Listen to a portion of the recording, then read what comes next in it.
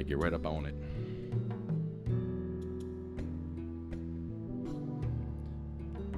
Uh-oh, look who's here. Oh my God. I smell a happy hippie. Where's Sheila? Hi, happy hippie. Hippie with the green hair. Ow. Sorry.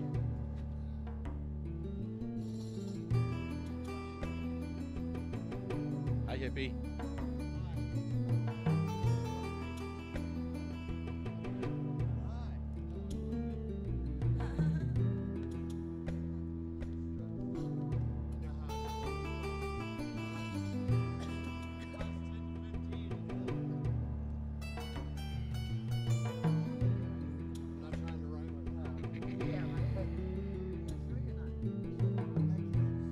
Happy hippie in the house.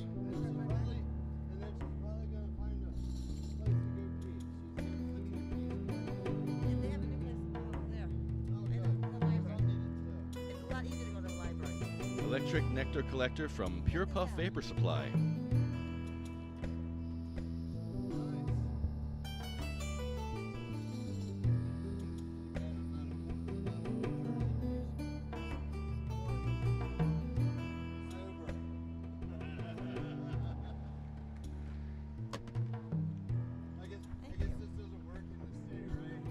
Is that get on the mic here, Happy Hippie? I can't hear a thing you're saying. Grab that chair here. There's a chair right there. Grab that chair. All right, come on the mic because I can't hear, and I can't hear you anyway because we're playing our bumper music now. But Happy Hippie is here. Sheila's here. We're gonna have a crazy day. I can see it already. Good morning. Woo-hoo.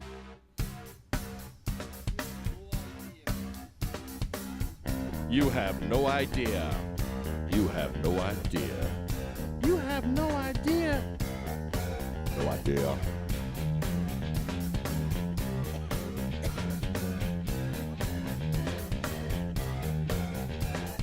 Bring in the boss one. I'm gonna get mine. Go do the crime if you can't do the time. Don't tell me how you're off and down. When you're smiling in my face, but you play me like a clown. It's your fool, bitch. So just step back.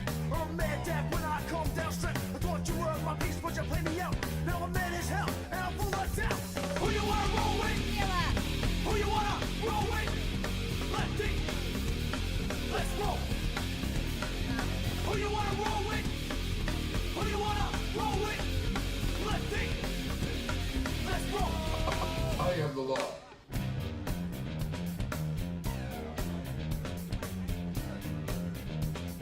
There's my big Jew brick. I'm back on the scene, it's time to get mean. I'm a lean, revolution machine. For what people stay, they sway. For today is good as any day. Y'all feel slightly this, let's resist. Raise your fist and pump like this. Promises all the time. Don't cross the line, and you know it's mine. Who you wanna roll with? Who you wanna roll with? Lefty, let's roll. Who you wanna roll with? Who you wanna roll with? Lefty, let's roll.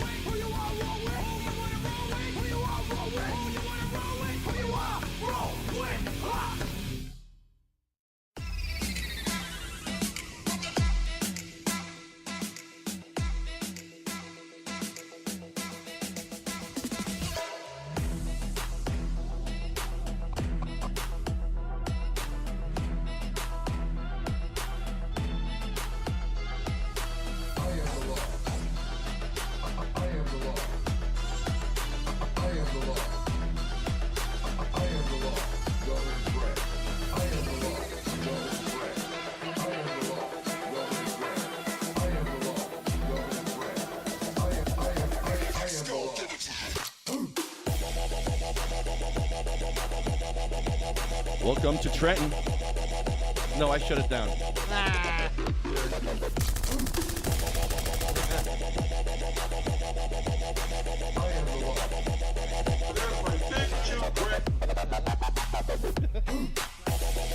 Too much fun.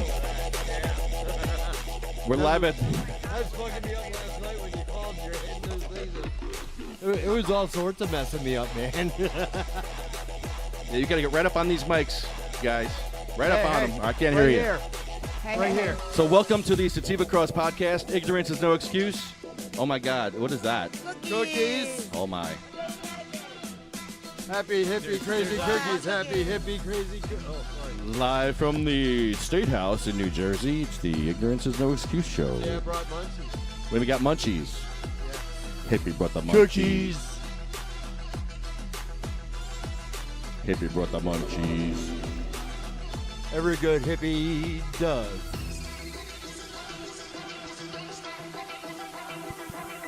Randy Thompson just texted me. Says, hey Lefty, do you know Assemblyman Kennedy? Is he insane on drug policies or okay? Assemblyman Kennedy. No, I don't know Assemblyman Kennedy. I know Patrick Kennedy and he's insane. Wow, did you hear him? Did you hear him the other day? Wow. I heard all of that, man. Damn. That's why I was like so blown away. You're like, why won't you talk, hippie? What's the matter? Did we wake you up? I was like, I had no idea what to say. That whole Pat dude, like, wow, messed me up. They didn't shoot enough of the Kennedys, obviously. What? Too soon? Sorry. Come on. Don't say that. That's You guys horrible. are brutal. That's horrible. All right. Brutal. Just because they sold a lot of booze and made money off a lot of misery doesn't mean we should still attack them. I'm just saying maybe they didn't shoot enough. No, nonviolent. We like nonviolent. I'm not saying that they should. I'm just saying maybe perhaps they didn't shoot enough Kennedys. That's a horrible thing to say. There's no way you can rationalize that. I didn't say and they say that's a should or good thing not. to I say. said perhaps they didn't. Why is that a horrible? brutal. Hey, I'm a disabled veteran. I chose. Oh, so you to can say serve whatever so you I can- want because You're damn right. And if you don't like it, eat me. Shut up and have a cookie. Oh yay, cookies. wow. So Happy Hippie's with us. Yeah, right. Yeah, Hi, happy to be back. everybody. Cindy, Michelle, Carol, Eric. The whole crew's here, man. It's great. This is awesome. Except for Wayne. Where's Wayne? Wayne, he's working. We should probably call or He's text him. afraid. We have calls to make. No, he's not. He doesn't want to wrestle the hippie. We have, Oh. yeah, we have to call the Department of Health to find out if Senator Rice is right, because I'm going to quit smoking cannabis. If I'm smoking something that's dangerous for me, I quit. It could kill you. Yeah, I'm done. Well, he not said done. it was going to I kill quit. you.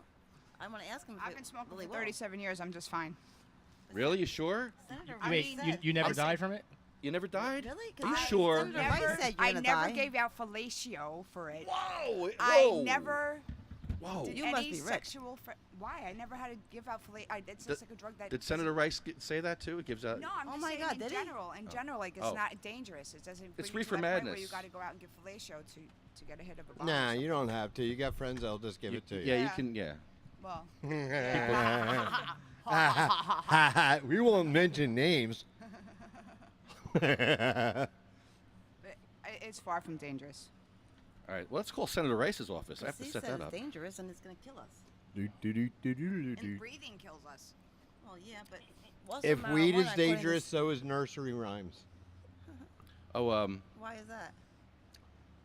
Well, do you know what some of the nursery rhymes were derived from? Okay, yeah, they were very mean.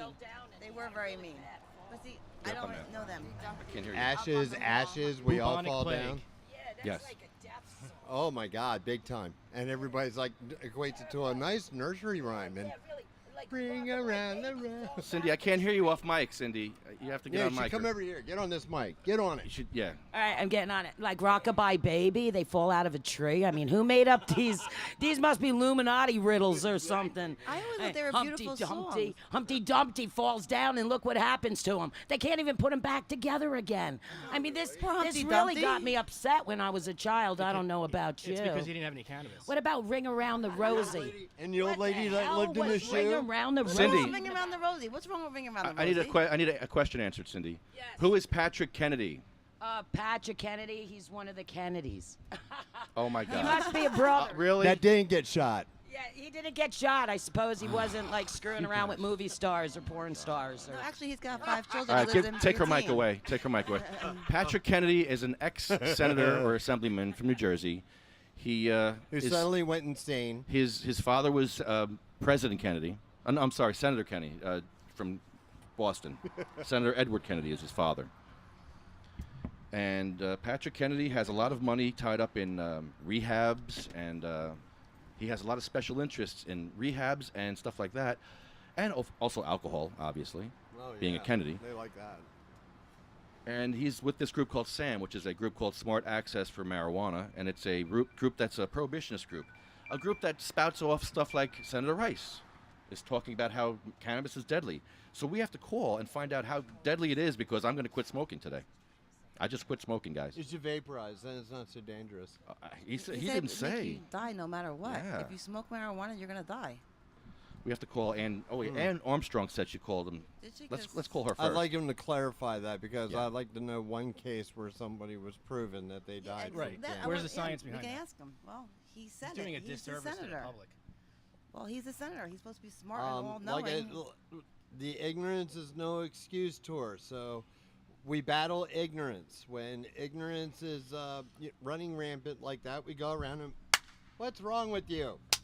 Stop that. Stop Yeah. hitting in the microphone. Oh, I'm not in the microphone. You want it in the microphone? No, that's okay. Okay. I'm a loud clapper. Are we working here? He's playing with buttons. Probably. Don't want dead airtime, so I'll keep talking. Such a pretty day here in Trenton. It is very nice out today. Very nice. Got a little Gorgeous out. breeze going. Nice time to get high, smoke a spliff. Isn't this a better spot, Hippy, where get we are high. now? Oh my God, this is great. I Yeah, love yeah, it. right? This is sweet. Very. I like it. I love It was really easy to get to. There we go. Oh, doo-doo. That's good. We got our phones. Okay, back. you make your phone call. I'm gonna be quiet. I'm gonna get. No. You can keep talking. Oh, I was gonna get I'm a just- drink. Okay. I'm hearing static. I think we're gonna have static problems today. Honey, would you get me a drink, please? Aw. All right, Ann, you're gonna call me in 10 minutes. Please. No, they're right here. Honey, they're here. All right. They're here. Ann's calling me in 10 minutes. The thingy. Are you talking off mic? No, I'm talking on mic. To somebody off mic. Yeah, That totally has nothing to do with anything, right? Okay, thank you. Just making sure. I love you. I'm just checking. Thank you, dear. Trying to run a good ship here, but I'm trying not to have dead air time. well, Even though there's no Listen, format, I didn't get it. there is no format. I didn't get a format. And I there didn't get never will nothing. be. There never. The Yeah. format just He's kind of like, like show he's up. like, Happy Hippie, come and co-host with me. Yeah. But I won't tell you what to say or anything to do or whatnot. I'm just gonna yell at you. Make sure you talk, or else I'll yell at you. So I'm talking, and he's like, "Don't talk about that. Don't say that. Don't talk about Don't shooting talk about cannons. that. Don't do that. Don't And go I'm off topic. What's the Shit. topic? Damn, fuck, piss, hell, God, damn. This is what I want. That's exactly what I want. Thank Ta-da! you. Ta-da! There it is. I am the law. I am the law. Well, this one. There's my thick Jew. That's my favorite. Here's my big Yeah, Jew that's what prick. you hear all the time. You know which one I like? There's a few I like. Oh boy. Yeah, we're gonna have fun today. Oh, especially these cookies, man. We're gonna be They're not medicated. There's Munchkins and coffee over there also. Oh, wow. What's that? Well, today? Dunkin' Donuts doesn't do that yet, so. Yeah, right? I can't wait till they do one day. This is a bunch of scumbags. Who said that? Maxine Waters said that? That's shocking. Maxine Waters would say something like that. Hey, the What'd you pretty say? girls. I'm trying to get the number up, guys. Sorry. Give me a second here. Who are we calling? Yeah, I was going to say, what are we doing now? We're gonna call Senator Rice. I'm gonna I call thought we were us- calling Ann Armstrong. Yeah. She said she's not ready yet, Okay, okay. so we'll call. We want to know why it's so dangerous and how it's going to kill us. It's like, And how can he say Now- that now if my can- doctor says it's okay? I don't know. There's a lot of doctors that say it's okay and they're prescribing it, but yet it can kill us. Yeah, let's see. Like we to go. know. This would be interesting. Senator Rice's office, Mark speaking. How can I help you? Good. Morning. This is Lefty Grimes. You're on the air. I want to speak to Senator Rice. Is he in, please? Because we have a couple of medical cannabis patients here, and we heard what he said about how dangerous it is, and we could die. And we're not using our medicine today because we want to know what's the deal. Senator isn't in today, Oh. so we can leave a message. Yes. Would you like him to give you a call back? Yeah, sure, absolutely. But I can't. How long? All right. I can't wait too long because I want to medicate, but I'm not. I'm not going to smoke a joint until I hear from him because I need to know if I'm going to die.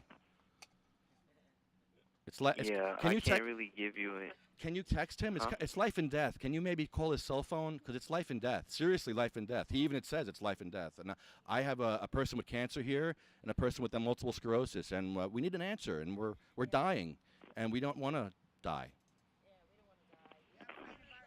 Okay. Can you call his cell phone for us, please? And maybe have him call us back? It's really important, sir. It's life and, like I said, life and death, man. All right, no problem. Just give me a contact information, and I'm gonna when he normally reaches out to me. Okay. Within periodically through the day, so I'll relay the message, and if he wants to give you a call back, I'll give him your contact. And All right. Call you. Do you have an emergency contact for him? I mean, because it is kind of an emergency. It really is important stuff here. But here's my number. No, I don't have a. Yeah, just give me your contact. 908 616. 908. Yes. 616. 0682. 0682. Okay, and your name, sir? My name is Lefty Grimes. Lefty? Yes, sir. Lefty Grimes? Yes. Okay, you're calling from? I'm calling from the podcast at the Statehouse, and we have some patients here that need to know this question because they need an answer for this because we have cancer and MS and horrible diseases, and we are not using our cannabis until we hear from Senator Rice about this. Mm-hmm. And people may die because of this. So can you please have him contact us expeditiously because people are dying, and it's really important. This is not a joke. Like, this is not a bit. Okay, no one said it was, sir. Okay, no, I'm just letting you know. This is not, I'm not trying to make light of it.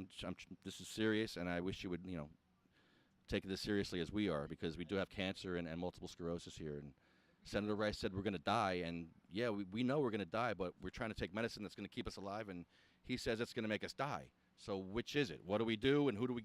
We want leadership from our leaders, and we need to know. All right, no problem. I'll definitely relay the message to him, and I'm sure he'll get back to you in a timely fashion. All right, and what's your name, sir? Mark. Mark, thank you so much, Mark. Very helpful. Thank you. All right, no problem. Okay, bye-bye. All right, I should have asked him a question. Yeah, right. Like you did to me. Hey, what was the question you wanted to ask me? The phone cut off on me before you got to ask your question yesterday. Or wait, why do you have that smile on your face, Lefty? I don't know what you're talking about. What did he say to you? He said, Hippy, it's important. I have a question for you. I was like, oh yeah, what's the question, Lefty? I forgot. It was so important, I forgot. Oh, that's what it is. Oh, okay. Hey, stop touching my thing. What's that called? your mom flap. Your mom when you wave and that piece of skin back there. The mom flap. I'm squeezing your mom's flap. Get it? I need a mic. I'm going to call the investor. Oh, wait, hold on a second. The Hold on. investor? Wait. One thing at a time, Cindy. We need to talk about what you're going to do first. We can't just call. Because we know why we're calling Ron Rice. Because we need to smoke our joint, and we're not. Actually, you're smoking. We're scared. Are you afraid to use that right now? I don't know. I was afraid, but I need it, and I don't really care. Senator Rice. You might die. You might die, though. That might be too potent. They said that just recently. I never knew that. I can't hear you off mic. Damn it, Cindy. You know better. Just hook her up, please. I didn't know that it was deadly until just recently. Some rice guy said it Yeah, could no, he kill did, us. and that's the whole thing. I don't know. This is what I usually do when I'm in pain, but I know. I'm so scared now. I was hoping that he's gonna call back. Get awake, get awake. I know. I mean, my geez, God. I got this new prescription for marijuana, Oh my God. and now all of a sudden Oh they're my God, saying it's all over the might- place. I know it's deadly. going Obviously, everywhere. I It's mean, gonna look kill at it. It's everyone. spreading and everything. I mean, it's everywhere. Look. So I Hope it mean, gets back to us soon. I know. I don't know what to do. Come on, Rice, please. Give this to you. Give this to Cindy. Look out, man! It's everywhere. It's everywhere. It's contagious. The It's really attack spreading. of the killer pot buds. Yes. Attack of the killer pot buds. It's just like the blob was back in the 60s, remember? It will Yeah, envelop it's just everybody. Like multiplying and it's everywhere. Okay, I have a number here. It's the customer service unit for the medical marijuana program. What do you call on the back of the MMP card? We can call that too. Yeah. Yeah, they should. Should I take my chances with this? I'm shutting you all down because Okay. you're all very noisy. Don't have to worry about that here. Thank you for calling the New Jersey Medicinal Marijuana Program. For all potential patients interested in our program, please visit our website at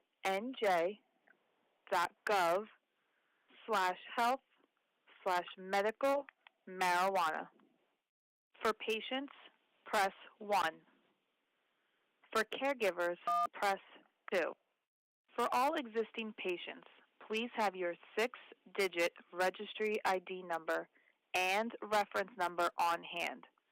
Both of these numbers can be found on your attending physician's statement. I don't have that. If you do not have your 6-digit registry ID number, we will not be able to process your call. I just have a question. To activate your card, press 1. No, I have a question. For trouble registering for No. new patients, No. press 2. We're registered. We're scared. For information on how to renew your identification card, press 3. No. For trouble renewing your identification card, press 4. For the status of your registration, press 5. She sounds stoned. For lost or damaged ID cards, press 6. No. For change in address, contact information, press 7. No. To repeat these options, Oh, press no. star. No. Press 0. I am sorry, that is not a valid menu option. I don't like your other options. To activate your card, press 1. For trouble registering for new patients, press 2. For information on how to renew your identification card, press 3. What number should I push? For trouble Wait. renewing your identification card, What? press 4. 3. 3? For the status My of your favorite number. registration, please visit our website Ah, at you. njmp.nj.gov Really? in order to renew your card. It is an online process. Who told me to hit You 3? may renew your card as early as 60 days prior to your expiration date located on your card. Ah, Please visit our website no, leave me alone. at nj. Get me out of this. No. Please visit our No. website at. No, come on. Please visit our website. Oh my God. I'm in hell. Please Oh my visit God, I'm our in hell. website at nj. All right. Is there a number on the back of the card? .nj.gov Same number. Same number. in order to renew your card. Oh. It is an online process. You may renew your card as early as 60 days prior to your expiration date located on your card. What stoner has this attention span? I have post-traumatic stress. Please from visit this. our website Me at too. nj. I got anxiety. You anxiety. have just given me anxiety. Anxiety. Oh my God. Now we qualify again. All right. We're Now we triggered. qualify again. Ron Rice Oh my God, we're triggered. and Totally. the Department of Totally Health triggered. are Thank triggering you me. for calling Yay, the it's New a Jersey volcano. Medicinal Marijuana Yay. Program. I have one of those. For all I potential don't, patients but I will in a interested second. in our program, please visit our website at nj.gov/health/medical marijuana. For patients, press 1. For all existing patients, please have your 6-digit registry ID number and reference number on hand. Both of these numbers can be found on your attending physician statement. If you do not have your 6-digit registry ID number, we will not be able to process your call. Please leave a voice message with your patient ID number, first name, and last name to inform the department that you have received your card. You can verify the status of your card activation by calling your assigned alternative treatment center. What the heck is this crap? Please leave a message after the tone. When you are through recording, you can press the pound key for further options. Luckily, I'm being saved by the bell here. You're on the air with Sativa Cross. Hello? Hello? Hello? Yeah, who's this? Remind Tracy to... Wayne? This is not Wayne. This is Lefty. Who's this? Lefty? Who's this? This is Amir. Oh, hi, Amir. How are you? Good, how are you? I sound like I'm on the radio. Am I on the radio? Yeah, I said you're on the air. I knew it. I had a feeling I was on the air. How can I not tell? What can we do for you? I got Wayne calling in, too. Surprise. Huh? Okay. Hold on. Hold on. Wayne? I can't merge them. The kielbasa sucker. No, we lost him. Good old KK, kielbasa king.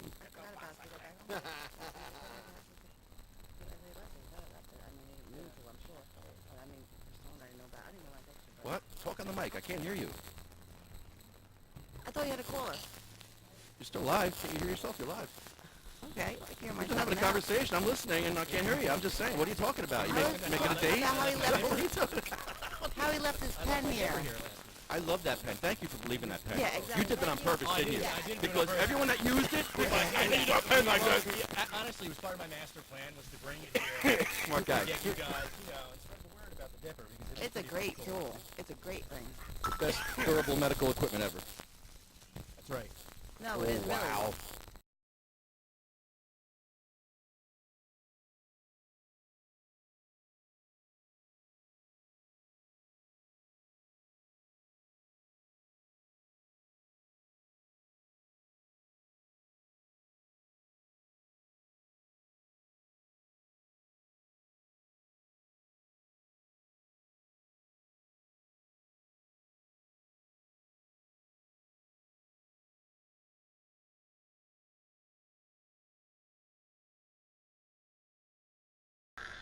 Hi. Yeah. Good job. Oh, Christ. Are we back? Yeah, we're back. We're back. When I hear it in You the have ears, earphones on, yeah. we're back. Yes. Has cookie. Cookie. Cookie. There's all sorts there. There's a lot of cookies. Eat some munchkins. Cookies. Oh, for Munchkins, too. Compliments Oh, of Pure Pop wow. Vapor Supply. I need coffee, too. I'll get that in a minute. Compliments of the hippie.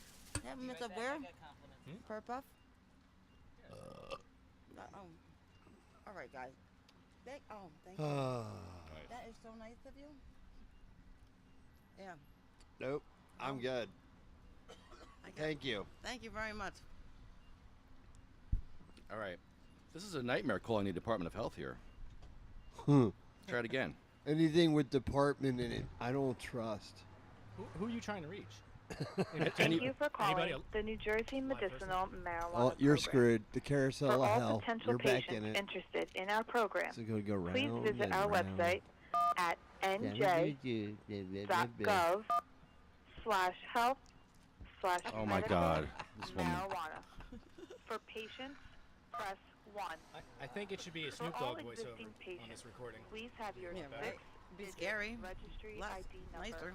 This is why so many veterans commit suicide Both of these daily. Oh my God. on your attending They listen to these, they get caught up in this whole automated hell, and they just say, I can't take it anymore. I speak on behalf of other disabled veterans, as I am a disabled veteran. Hippy, we missed you so much. We missed you for so long. Well, I was supposed to move out to California, but yeah, I was discriminated against. Pennsylvania. Hippy's in Pennsylvania. No, obviously, the place I was trying to move to in California didn't like long-haired guys with green hair that wanted to smoke lots of weed, move into a highfalutin development. Because I had lots of money, and they didn't like a guy with lots of money and long green hair. This call will be recorded and may be monitored for So record yeah, I was keeping, discriminated training, against. and quality assurance purposes. Please hold while your call is transferred. We'll get into that later. Lots of things to talk about. Where's papers? I gotta keep rolling. Gotta keep rolling. I got some. I'm gonna say my pocketbook. My pocketbook's in the car. Good morning. My name is Gabriel. Yes, good morning, Gabriel. This is Lefty Grimes. You're on the air. We have a question for you. We are cannabis patients here. Some of us have cancer. We have MS. And we just heard that Ron Rice says that our medicine is deadly. He says that cannabis is deadly. So we're not using it. What do we do? Do we keep using our medicine? Because what do we do? Because we're confused. Our leadership is saying it's dangerous and it's going to kill us. I haven't heard that from anybody except Ron Rice. And I'm wondering, is he right or is he wrong? Okay, so you want to know if you should use cannabis or just use regular medicine? Yeah, is our cannabis safe? Because Ron Rice says that our cannabis is going to kill us. We're scared. And we're afraid. We're Yeah, scared. we're afraid to use our medicine, sir. Getting ready to use it. We're scared though. Okay. Well, I'm sorry to hear that. Listen, as far as medication is concerned, that's a decision you guys are going to have to come to on your own. Okay, but is it safe? Is it going to kill us? No. Okay, so we got an answer. The Department of Health says it's not going to kill us, so I feel a little better now. If he says it, then we're good. So why is Ron Rice saying it's going to kill us? Sir, I don't know who Ron Rice is. I'm not sure why you're asking. I'm here to help you with registration if you do need to register. He's a senator. Ron Rice is a senator, and he was in the newspapers Right. saying all this crazy stuff, and I got nervous, and all of our cancer patients here are nervous, and the multiple sclerosis patients, and we're already dying, and we're just trying to figure out who do we talk to at the Department of Health to get an answer. Is our medicine safe? Is it going to kill us or not? I mean, is there someone else we could speak to about this? Yeah, you cannot overdose on medical marijuana or on any marijuana. I'm not sure if that's what he means. I don't know if he means it's going to directly kill you, if it's indirectly going to kill you. He said directly. Directly. So he said smoking marijuana would. Yeah, that's why we're scared. Would essentially cause death. Yeah, we're nervous. We're actually. It's frightening when he says that.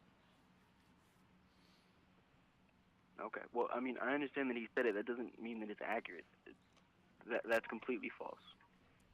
Thank you, sir. That's what I need to hear. I feel better now talking to you. What's your name, man? Okay. Gabriel. Gabriel, thanks, man. You're very smart. They should put you in charge over there. They should put you in Ron Rice's seat, actually. Gabriel from heaven. Yeah, are you from heaven? Because you sound like you're from heaven. You just saved us. You saved probably some patient's life here. Thank you so much. Thank you, man. I've been saved. Archangel Gabriel. Oh my God. That's awesome. This is a sign. It is. Uh-huh. We'll be blessed. Is there Have anything else I yourself can a help you great with day. today?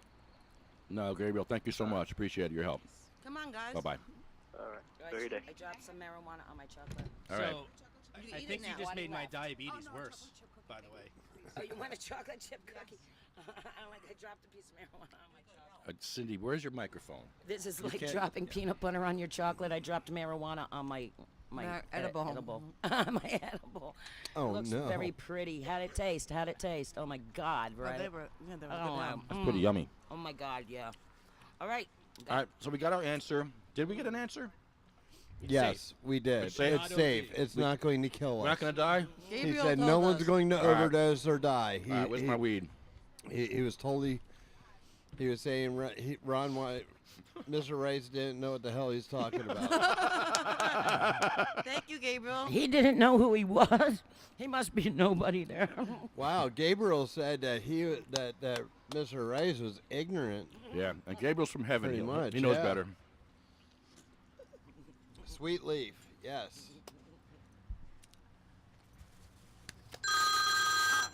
Sorry, guys and girls. Dun, dun, dun. This is going to be a fake phone call. Watch this, guys. It's going to be a fake phone call. Hello, Wayne. Let's hear your fake phone call of the week. Hi. Hello? Is this the suicide line? This is my big tube prick. I am the law. Is this Senator Ron Rice? I committed suicide. I don't want to live no more. Talk me through it. Oh, God. That weed's going to kill you, son. Yeah, be careful. Be careful. We all just found this out, and now we're all terrified. But Gabriel told us. You mean all I gotta do is smoke this fucking joint? The angel Gabriel just came down and told us that it's actually not going to kill us. We've been saved. What the fuck are you saying, angel dust? Angel dust. Angel dust right now, Rana. It's a devil's lettuce. What this fucking fentanyl? What's fentanyl, man? There's fentanyl in my weed. Is that what Dr. Rice is saying? There's fentanyl in the weed? Rice, right? There's fentanyl in the weed, Dr. Rice? Senator Rice? Oh my God. Dr. Rice, Burnt Rice, whatever the fuck his name is. Fried rice. Fried rice, yeah. I'm good. Fried rice? Thank you. Chicken fried rice. Otherwise, he'd be calling into the show and explaining himself. So, I don't get this. You're telling me that this marijuana that I'm about to smoke has fentanyl in it? And the angel Gabriel. The Department of Health said it's safe. You can smoke it. Oh, God. Hold on, the angel Gabriel does what? We just spoke to Gabriel from the Department of Health, and he says that we're good. We can smoke all the weed you want. You're not going to die. And Dr. Rice told us? Yeah. Dr. Rice. Yeah, don't listen to Dr. Rice or Senator Rice, whatever his name is. He was ignorant. I'm Big Dick Black. Ignorant. Oh, God. Oh. Yo, Cindy. Yo. What's Tell up? your husband happy birthday. Oh, thank you. Hey, Lefty. I got a question Yeah, it's for Bob's you. birthday today. I got you. No. I was on it. I was on that. Watch the replay. I was on that. As soon as you said I got a question. Yeah, almost, but he got you. No, he you didn't get me. He beat you to No, the he didn't. punch. I had a question for him, but yeah, about that. Yeah. Smart ass. Yeah. Him and whatnot Just a when shout out to wrestling Bob me for his just birthday. because I like to paint my nails and have my hair colored. Yes. Let me. You look like a unicorn. Is that unicorn hair? Yeah. You know what? There's a very good reason why I keep myself very brilliantly environmentally colored. Oh yes, why? Well, I'm like a naturalist. You know, I'm not really into religion and so forth. I'm more into Spiritual. spiritual and Native Spiritual. American and natural. You know about coexistence?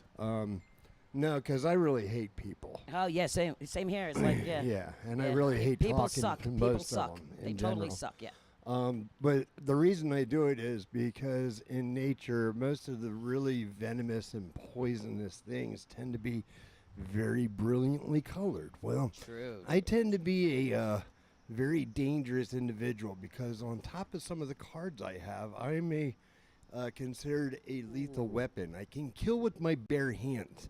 So since I suffer from 4C, PTSD, traumatic brain injury, Whoa. MST. I got that. Wow. I got that. Yeah, so you kind of were. Yes. I was hit and run over by a cop car. Ooh. I had the tire go up over my head and my neck. Yeah. Wow. And then after that, I suffered a head wound when I was in war during Desert Shield and Desert Storm. So I'm still Yeah. here. Yeah. I hit a mountain at 60 miles an hour with a motorcycle with no helmet. Yeah. Jeez. Yeah. So I'm right there Crazy, with you, crazy, man. I still got a Harley. I just don't drive it as much. I bet. So we got some major news going on here, Lefty. What news do you have, Cindy? Okay, an investor got a hold of me yesterday. He had actually got a hold of me a couple months ago and said that he was going to talk to, I guess it's the big bankers. There's people that have a lot of money that want to invest in the cannabis movement and what we do. And they want to have the first ever New Jersey Cannabis Festival. We already got the property. We haven't set it in stone yet because I'm going to meet him there Saturday. It's going to be in Florence at the Liberty Lakes. They got 70 acres. Oh, wow. They've got giant blow-up swans in their creek. They've got, all these different events. They've got places for vendors. We're going to set up a petting zoo. I know a vet down by me, Matt Etzen, if you're watching. He has all the different exotic animals, camels, and everything. And we figured we'll set up a petting zoo and face painting in a little area that's going to have security for the children.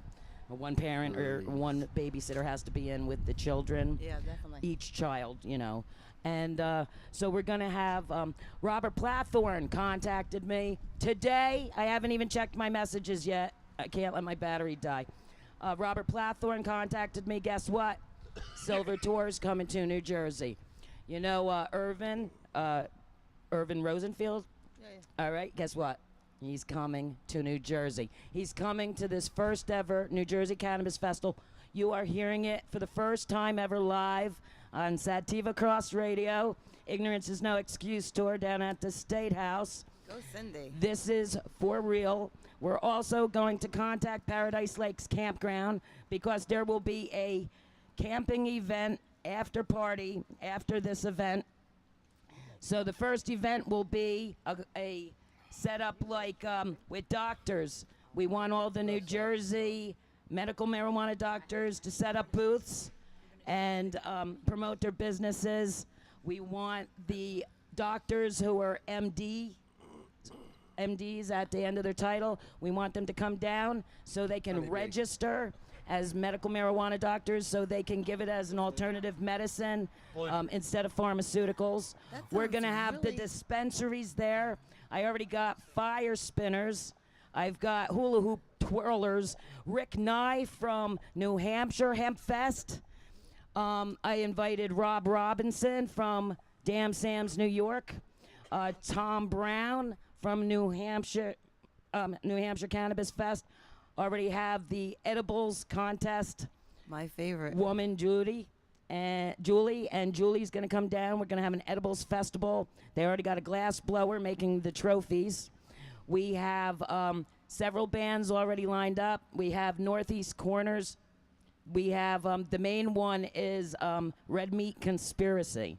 They're outrageous. They're a great band. They have a large following, and we're going to have them open. My daughter's boyfriend, hopefully, he'll have his work visa by then. He'll be here from Ireland. He launched an album. He's on the UK radio. He'll be here to perform. We're getting all kinds of performers, all kinds of speakers. I invited Ricardo and Tuffy so they can set up a booth for Tuffy's fight. We're going to have everybody out there. So the whole cannabis community, the whole cannabis industry, they can come and they can meet the investors. And we have, I think there's 3 stages. So we have the stages where I invited N.A. Poe from Philly to speak, along with multiple other speakers. So anybody else who wants to get on board, I just contacted Anthony Poole today. I made him my second-hand man. So I told him he's the man from the West Coast. He's going to help me with this over here. So anybody else who wants to get involved? New Hampshire's not going to have their cannabis festival this year for the first time in a very long time. I was going to try to get a fund to get New Hampshire because they're also medically legal and thinking about going recreational. New Hampshire's coming here. We got Delaware and the people from Delaware. They're coming here. We got Robert Plathorn, Silver Tour Bus. The Silver Tour. They're coming. They're all coming. Tag them. Tag them on the site. Like I said, we're going to be meeting with the investors Saturday. We're going to be calling up Paradise Lake Campground for those of you who want to come to the after party, which is a whole weekend at the campground, which also includes speakers, lights in the sky. There'll be laser lights. There'll be all kinds of activities. So come on out. There's lots of vendors.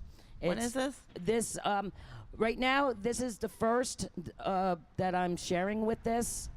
and I'm meeting with them again Saturday. But this is definitely something that's going to happen. There's lots of new business ideas, so we want you to bring your ideas to Shark Tank because we'll be there. And there's also going to be open mic. So any upcoming performers that would like to get themselves out there, put themselves on a list, come out early, get your name on there. We're going to have comedy acts. We're going to have magic shows. There's going to be absolutely everything you can possibly imagine in one area. And this is not just going to be the one day.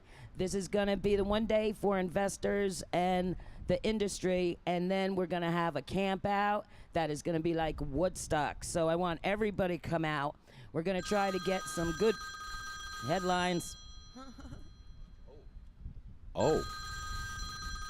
Mystery caller? You're on the air. It's Steve Cross. Yes, this is Ron Rice.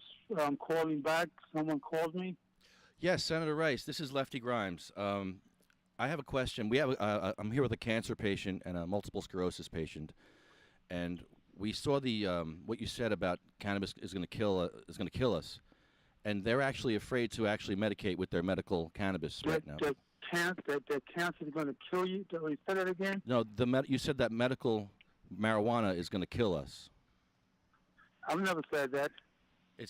I saw the quote. Who told you I said that? It said in the paper. It said that in the newspaper.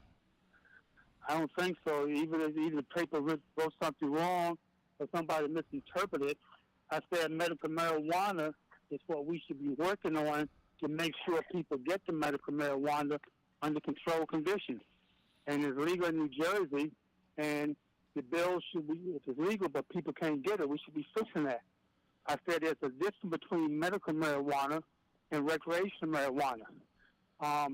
That's where the line was drawn. So I don't know whoever told you that. Just tell them that that's not what I said. So you never said marijuana you never said it'll kill you? Not medical, medical marijuana. I never said medical marijuana is going to kill anybody. Oh, recreational marijuana could kill you. That's what you're saying. It can. Traditionally, it doesn't kill you directly. I mean, it does if there's too much THC use, but that's not so substantial from what we can tell because data haven't been kept on it, but we know it will kill you if you use too much THC. It has other impacts such as brain damage and things like that. And if it's mixed with other things, which they usually mix it with anyway, then you have additional problems, particularly in the first community. On the medical side, we believe that there are some medical benefits to it. Now, research tells you that the potential medical benefits, how much medical benefits, and for what things, we're not sure yet. But we know that it's used for cancer patients and others, veterans. Even if it doesn't help them, it helps remove the pain. It's prescribed by the doctors and prescription. So that's a whole different thing. And then the debate, what gets me angry, is whether people are for or against it. And I keep telling the governor, if you're going to have a discussion on it, then have a discussion and make sure that the public understands there's a difference between medical marijuana and recreational marijuana. There's a difference between the intended use of medical marijuana and recreational marijuana, and stop trying to mix it as one to confuse people just to get support for recreational. Okay? And the polls will show you that the majority of the people that polled, when they understand medical marijuana, they support that. When they understand recreational marijuana, they don't support that, contrary to what they've been saying. They've been framing the question wrong. So no, I never said that. I support the medical marijuana and the use of it, the prescription of it, and we're going to be fixing that. You know. Sir, I got a question for you also. Okay. I had some police officers reach out to me, and there are some police officers that use Xanax and stuff with their doctor's prescriptions. They would like job protection to use cannabis, and they can't advocate for that. Is that something you can help the police get, is job protection if they're cannabis patients? I'm not so sure. This stuff has to be taken like one step at a time because people trying to make money, and they're confusing people.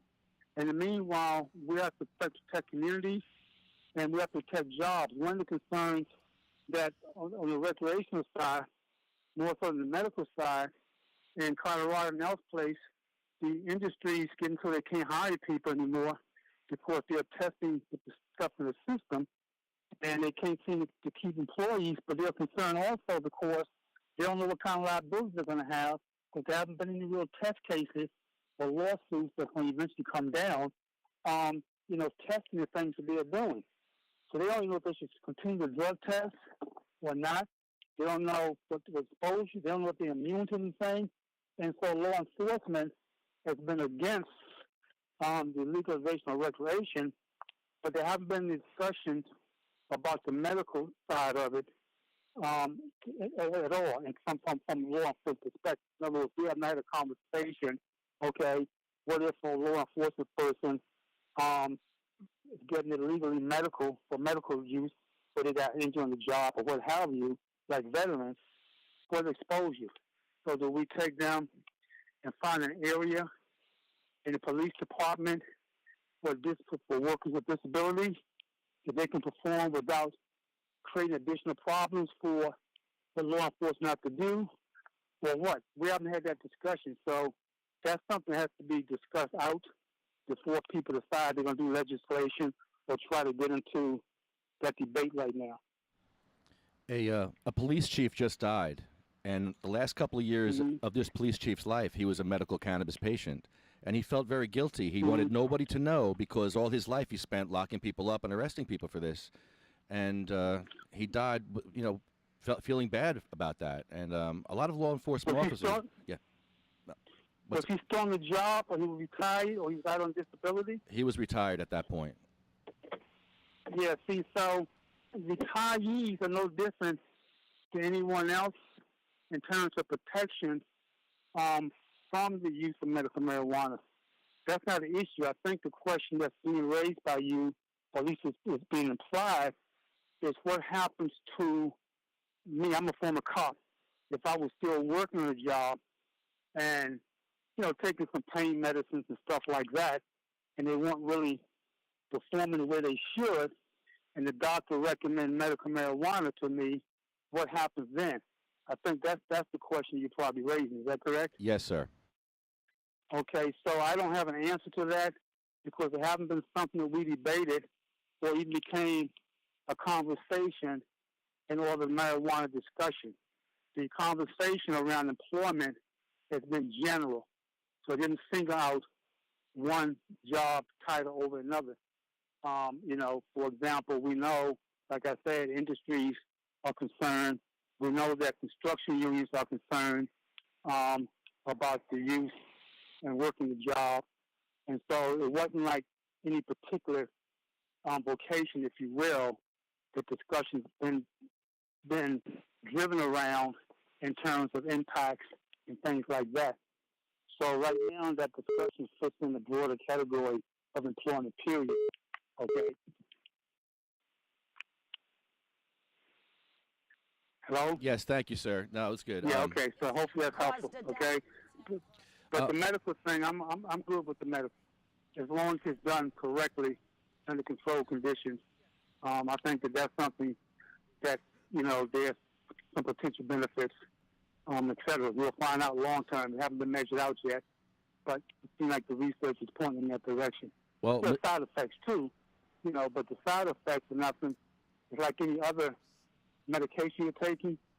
You have 50 million things it'll do to you. The mere fact the doctor is prescribing it, if you get side effects, the doctor would know to cut back or take you off. You follow me? So that doesn't bother me on the medical side that there are side effects because that can be controlled like any other medications with physicians and stuff. Do you think veterans are being helped by cannabis now for PTSD? Because I know you voted no for that, but can you see the difference in some of the... I'm a veteran, and we believe that there's some indication that it may be helpful. And then if you talk to some of these psychiatrists, psychological people, there's indications that it could be harmful, but I think harmful more so to not some of the vets, but to some of the younger generation. Because once the THC is in you, you start to get brain damage and stuff like that. It's with you the rest of your life. So I know that home vets are using it for that, and it may be a medical benefit. But once again, that's something the doctors will have to make a determination on who's going to be prescribing marijuana. And it's something that they're going to have to continue to talk to the people in the mental health industry about, who opposes the legalization of recreational marijuana. They haven't been too outspoken on the medical side yet. Well, Okay. my friends here will be happy to know that it's safe and they're going to use their cannabis legally now and appropriately. So we thank you, sir. Cindy, you had a question for the senator? Yes, Senator. I was wondering if you know that in the whole history of marijuana, there's never been a death directly caused from the marijuana itself. Also, there's no That's not really true. That's not really true. See, people say that because good data has never been kept in reference to that, because oftentimes marijuana is used with something else, alcohol. In fact, in the areas where they have actually legalized recreational marijuana, alcohol use is going up. The drug cartels in Colorado are now sending heroin back to the streets, so that heroin use is going up.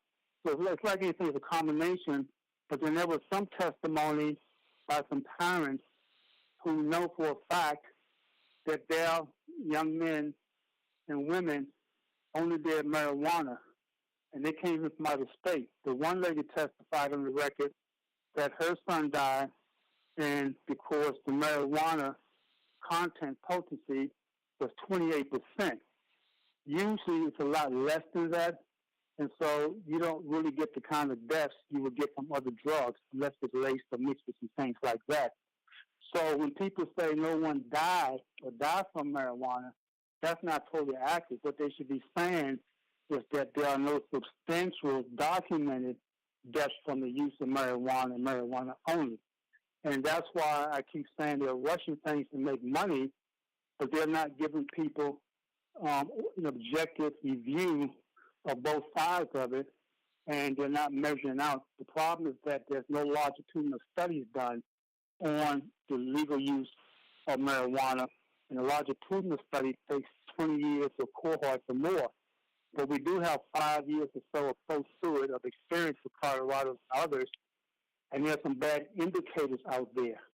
The opioid use is starting to go up, and now we're getting information, I just got some the other day, that when states where they have legalized marijuana, they're starting to find that a lot of the people, and they may be neutral to the use, and they may be old, they're doing marijuana with opiate now. And so there's a lot of cautions out there that need to be measured out, and that's why I keep telling New Jersey, proceed with medical. We can control that, but you better look at all these indicators and the facts as we know them today and see where that's leading us. Because the one thing about this legislation is not like how the legislation for certain houses, affordable houses or something like that. Once we legalize, if the information that I'm trying to articulate to people is valid, then it means that we're going to impact negatively generation after generation from babies not yet born and do a lot of harm to communities.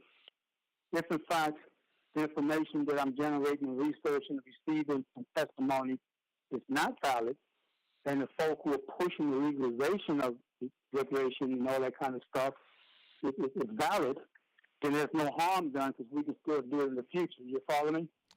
But this is something you have to need to procedure, cautiously. Yeah, I agree with you on some things. Like I was talking to Patrick Kennedy the other day from SAM. He was in Brigantine, and we had a nice conversation about this. The thing of it is, I use an 85% THC. For my pain, it's 85%, and I've been using it for years now, and it helps my pain. Are you medical? Yes, sir. But you're medical, right? Yes. And so you're dealing with physicians. Yes. Okay, so there's a control there, because they can kind of look at it, and I think, and that's the problem, because the elements in the medical marijuana are not the same totally in terms of potency and other things as it is in recreation. And that's something that's not coming out either. And it's not the same as the stuff you bought off the street, you know, and that's not coming out. And so you're probably in good state right now. And by the way, it impacts like anything else, like alcohol or other drugs. It impacts everybody differently.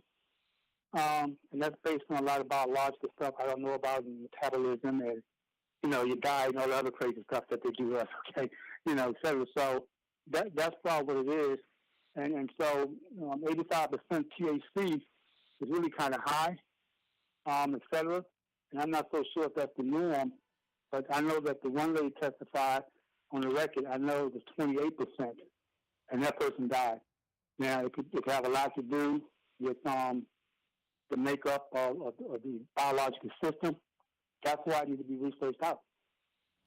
Yeah, he would be the first, Senator Rice. In 10,000 years, that boy, I know who you're talking about because I was at your meeting. He would be the first in 10,000 years, so that needs to be researched.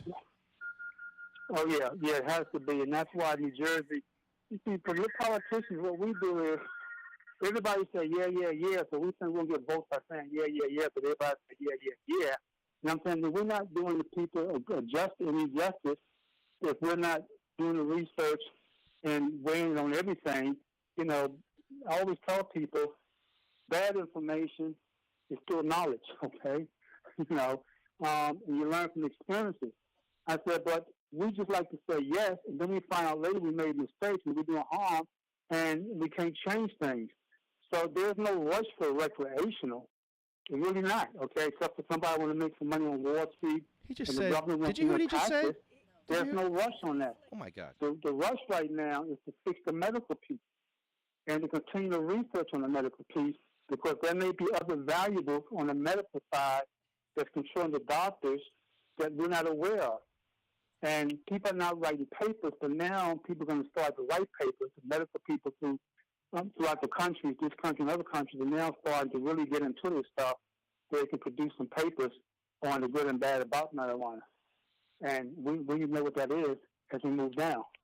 So right now, the debate is about money. I don't care what anybody tell me. When they tell me it's social justice, that's not true.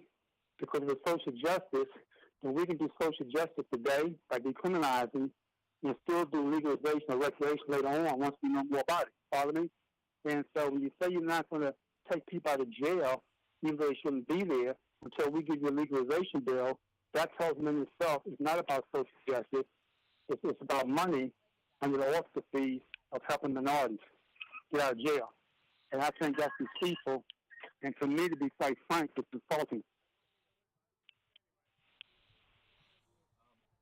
What the thing about decrim is, it seems like in the hood, people of color won't be able to pay those fines. White people in the suburbs could pay those fines in decrim, but the inner city people. Well, the thing is, some people in the suburbs can't pay the fine either. But the problem is that the penalties, number one, if you can't write the bill correctly, you can take away the penalties. Number two, you can waive the penalties. But the thing is, people give the impression when they said decrim that the people in minority communities, particularly black folks, Latino and brown people and poor people, are going to get locked up more so than whites. And that gives the impression to people that if you legalize marijuana, we don't get locked up, and we don't get locked up as much as other people. That simply is not true. When you legalize it, you still get locked up for violations of the laws. So in Colorado, it's a documented fact, nobody can dispute that they have legalized it, but the number of black people who are arrested for the violations of the marijuana laws are still 3 times greater than white folks. So this makes normal what the money people in New Jersey are saying, and the politicians, they're saying, well, decrim don't help because black folks will get locked up. So you got to legalize it. They don't say you have to legalize it, but black folks will still get locked up. You can lock up either way if you violate certain laws. And that's deal with things, how the legislation is written, can you smoke inside, outside, what the quantities you can have, stuff like that, whether it's legal or not. And that's what gets me angry too, because it's insulting to imply that decriminalization will do harm to minorities in particular, okay, and legalization will not when it comes to arrest. And that's just not factual at all. Did you have a question? Yeah, so this is Dr. Justine Shuey. So as someone working on a second doctorate right now, I'm just curious what scientific, peer-reviewed research you're getting your information from, because what I'm hearing from you is you constantly contradicting yourself, and it sounds like you're pulling these supposed facts that you're saying out of your ass. And I know for a fact that there's been a lot of restrictions on research on marijuana over the years. So where are you getting the research that you're basing your information off of, saying that people are not dying from this, or people are dying from this rather, because I've never seen that research that says people are dying just from marijuana. See, here's the problem with the debate about legalization and not legalizing. Everybody take it personal rather than being objective. And if you heard me correctly, and I guess I'm being recorded so you can play it, I said that when people said no one dies from the use of marijuana, I said that's not true. I said there's no data to document that if something happens substantially. And I also said that a couple of parents came in and testified that their folk died directly from it. And as you know, if you have worked in a second doctorate, I understand research too, because I'm an educated guy, is that there's no conclusive evidence on a lot of the stuff that we're debating on either side of it. And that's why people are now starting to spend more time on the research areas, et cetera. And we can go back 100 years and look at this stuff. And we can go back when people start the research, and we can see that every time something is proven, is disproven. And that's why the more research is needed. And so the thing is that you have to be honest about what is happening and not take it personally, okay? And I'm not impressed because someone's a PhD or working on two, because I went to school, have education too, but there are some things that common sense dictates as relate to other social problems that will impact our community on the recreational side. Once again, I'm not debating medical right now. I'm not trying to debate anything with you right now. I'm just curious what Well, you said I pulled something scientific... under my ass.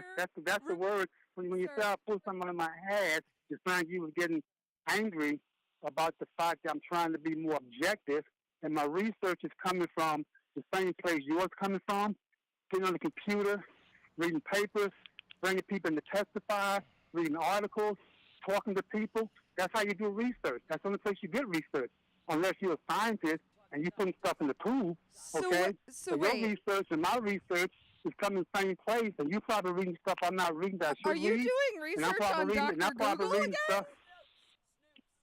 I'm doing research.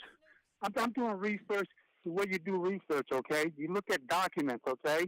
And you'll find that most of the medical people have no consensus on this right now, because that's why they want to put the papers out.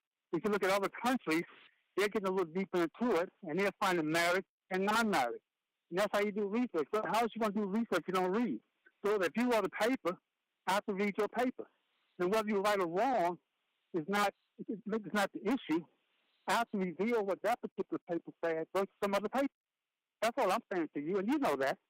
You know, so I don't know who's listening to this, but don't play people stupid. That's how you do research. Well, I appreciate your time, sir. I think there is no difference between recreational and medical, so there's no way you can overdose on THC. I would have done it by now, sir. I'm just saying. And the thing is, you may be correct, but there are those who dispute that, and I'm talking about researchers and doctors and everything else. And until we know who's right and who's wrong, we need to move cautiously. That's all I'm saying to folks, okay? That's all I'm saying to folks, okay? Look, I'm a Vietnam veteran, okay? I live in an urban community, okay? I knew in combat I had to move cautiously on what I didn't know. It's the unknown versus the known that's problematic with this rush, because there is a lack of research, and the double PhD knows that, okay, on certain areas of it. And I'm just saying, look at both sides. We don't want to make a mistake. Work on the medical. Yeah, thank you, sir. I'm sitting here with a disabled war veteran, and he's a Pennsylvania patient, and he cannot use his cannabis legally here in New Jersey. He can only use it in Pennsylvania. I'm sorry, he said what? His name is Matthew. He's a disabled war vet, and he has a medical marijuana card in Pennsylvania, but he cannot he cannot use it here in New Jersey. So there's a problem. But I keep trying to say, somebody's not listening to me. That's why sometimes I don't like to talk to certain people, I rather talk to my community because people want to know and listen to both sides. But people think they know it all, don't listen. There's no reflection on you. You're a young lady, though. But tell him what I said was we need to fix the medical in New Jersey. And we'll commit to doing that because we made it legal. Okay? And we made it legal. I didn't even vote for it. And the reason I didn't vote for it, I told him, I said, the way you wrote this bill, and I'm a veteran, we're not going to get any help. I'm not disabled.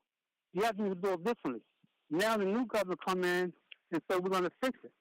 And he's right. So we'll commit to fixing it.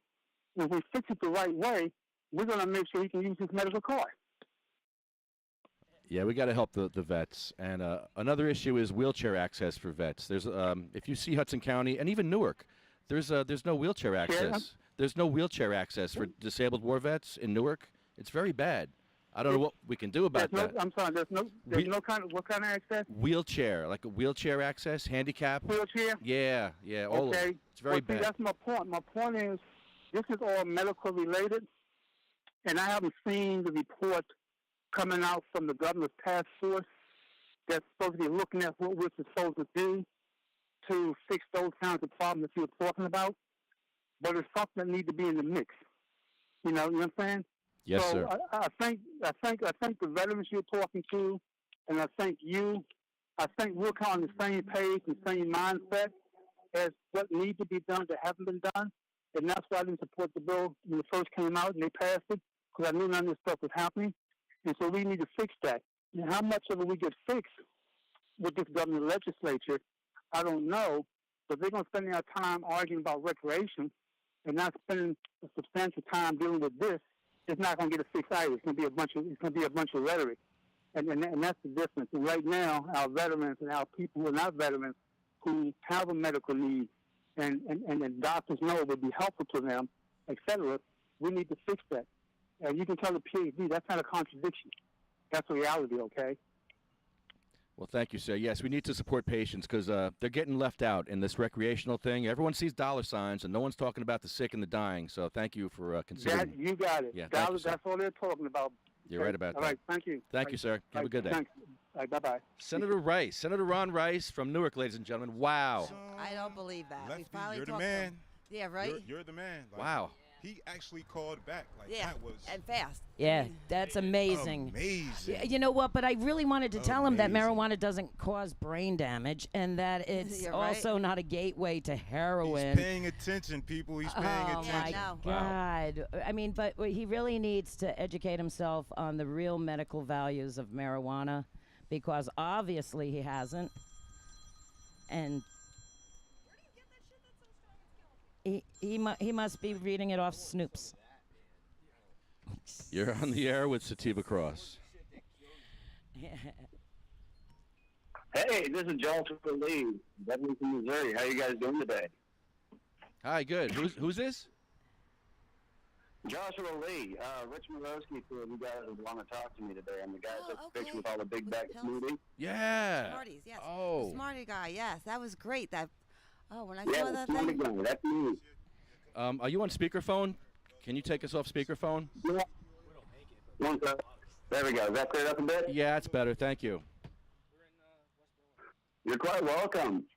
Hey, listen, I wanted to call in and say thank you guys for having him on your show and having such a civil conversation with him and getting him to really clarify his points of view and just quite where his misconceptions are. That was pretty amazing. I can't believe he called back. And we were nice. And even Cindy was nice. Cindy, I turned the mic off before she got mean. He had to. I was ready. It was. I mean, congratulations, guys. That was quite the feat. Yeah. Thank you. So yeah, that's welcome. That's an amazing picture you took there. It's a year's worth of pills that you took in that pillow of oh my God, Skittles it was? Smarties? Wannabe Smarties, yeah. I don't know. Skittles would have wound up melting in the bag eventually. But no, actually, I took that picture right after my wife and I returned from a 15-year anniversary trip to Colorado where I'd gotten to use cannabis recreationally, but for me it was medicinal for the first time. And, coming back home to Missouri and facing another regimen of nothing but opiates and muscle relaxers and mental health drugs, I just couldn't take it anymore. And I had to do something to show that what was going on behind the curtains when no one could see.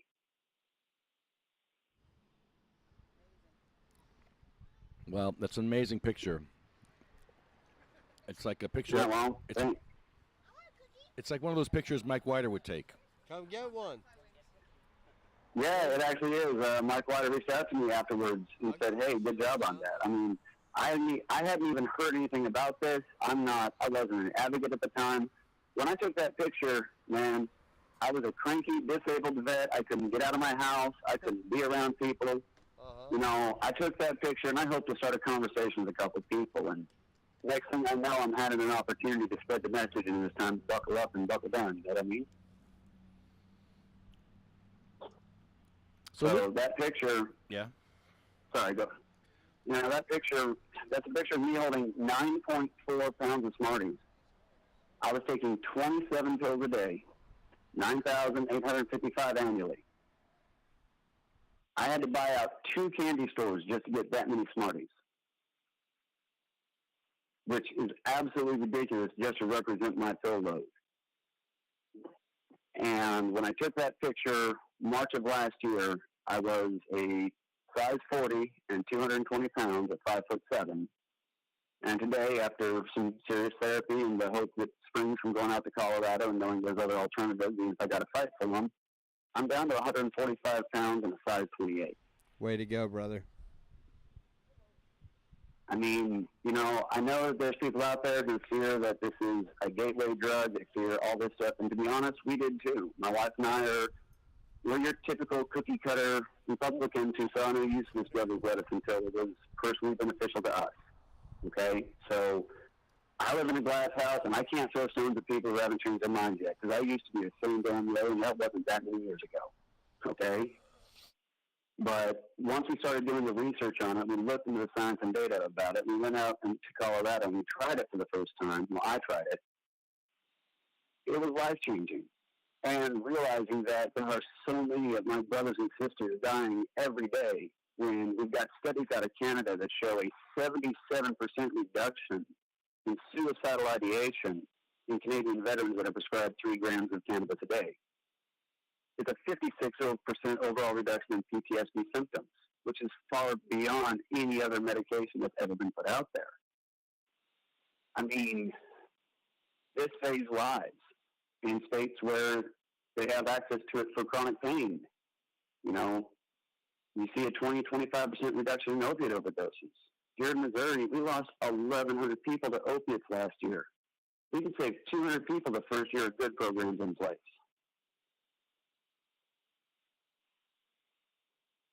Sorry to get on the soapbox. I know you guys know all this. No, go ahead. Stay on it. But, I mean, realistically what it turned into is I took that picture and I wound up getting an interview in the Kansas City Star and got kind of published. So I live 15 minutes from the Missouri State Capitol. I said, well, why don't I take this picture down here and see if I can get into people's offices and start talking to people. And next thing I know, you know, we're out here in Missouri in the Midwest in the Bible Belt. My wife and I met at Ozark Christian College down in Joplin, Missouri, and we're the ones leading the charge of veterans trying to get this stuff legal in Missouri. It's absolutely not where I thought my life was going to take me 3 years ago. 3 years ago, the only thing I saw ahead of me was a lifetime of stronger and stronger opiates, eventually leading to who knows where. But, you know, I was a rage-filled zombie. I was emotionally abusive to my wife and kids. I'm not going to say I was suicidal, but, you know, when you see the pain and damage you're inflicting on your family every day, it's kind of hard not to stop thinking about how to stop that pain for the rest of them.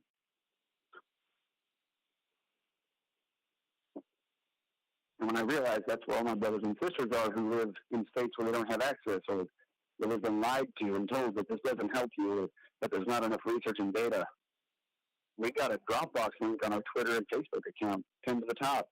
Over 3,000 pages of science and data on this efficacy of cannabis as a medicine. All the way from here's the easy-to-read handouts to here's the complex studies and data with all the numbers. Good luck with that. There's science and data out there about this, and most of it's been funded by the U.S. government. You know, Senator Rice was a Marine. Say what? Senator Rice was a Marine, and he voted no for cannabis for PTSD for Marines.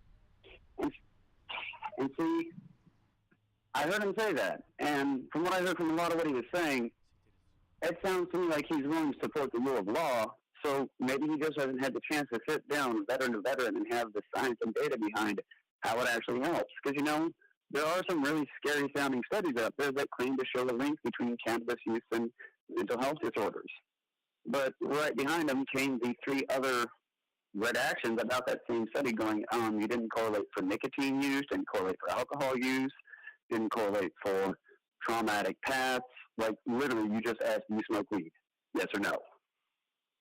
So, while it was a very well-written article, it was very poor science. But it's the sort of thing that can get easily published and shared around, and suddenly it's taken hold. So, while, you know, and here in Missouri, we have the highest per capita elected officials that happen to be combat veterans. And even some of them are kind of hesitant about medical cannabis. But we found that just by going in there and saying, hey, you know, respectfully, we're not here to argue, we're not here to scream at you, we're just here to explain the science and data and what veterans from your district think. It tends to make a difference.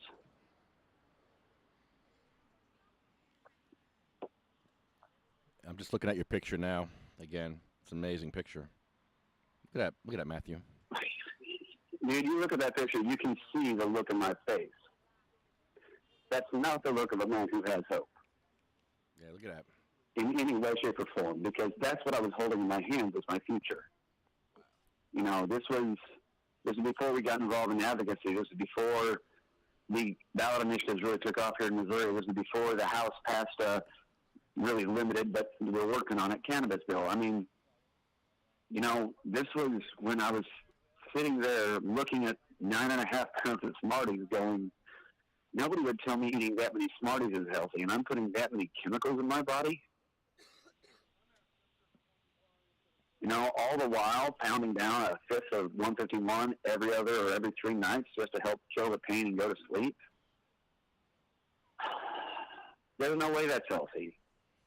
And that was when I kind of started realizing something was wrong and something somewhere had gone wrong along the line. And, you know, I got tired of being a good man who stood by and did nothing but silent while others suffered.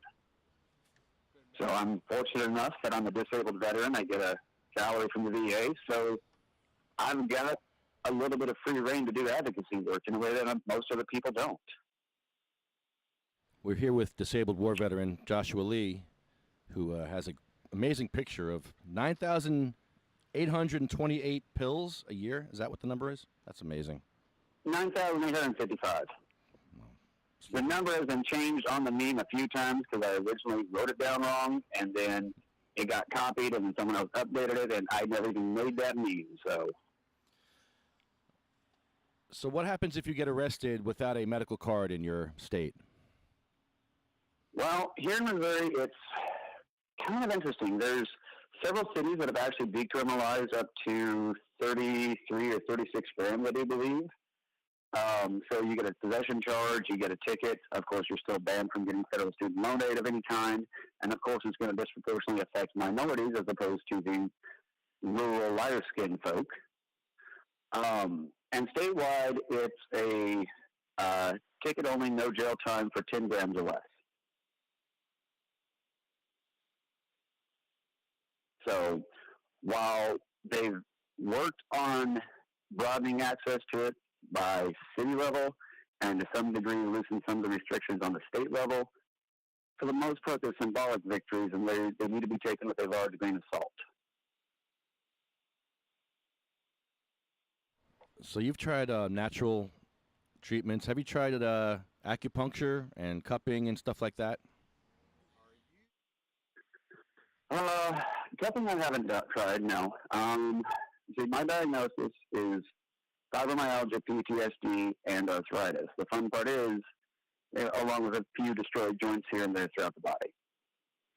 I've gone through years of neurological testing. They can prove I'm in pain, but they can't prove why. So I found some things that worked for me over the course of the last year that worked better than treatments the VA was trying to provide. I installed an open shower in the downstairs basement area so I can do heated stretches.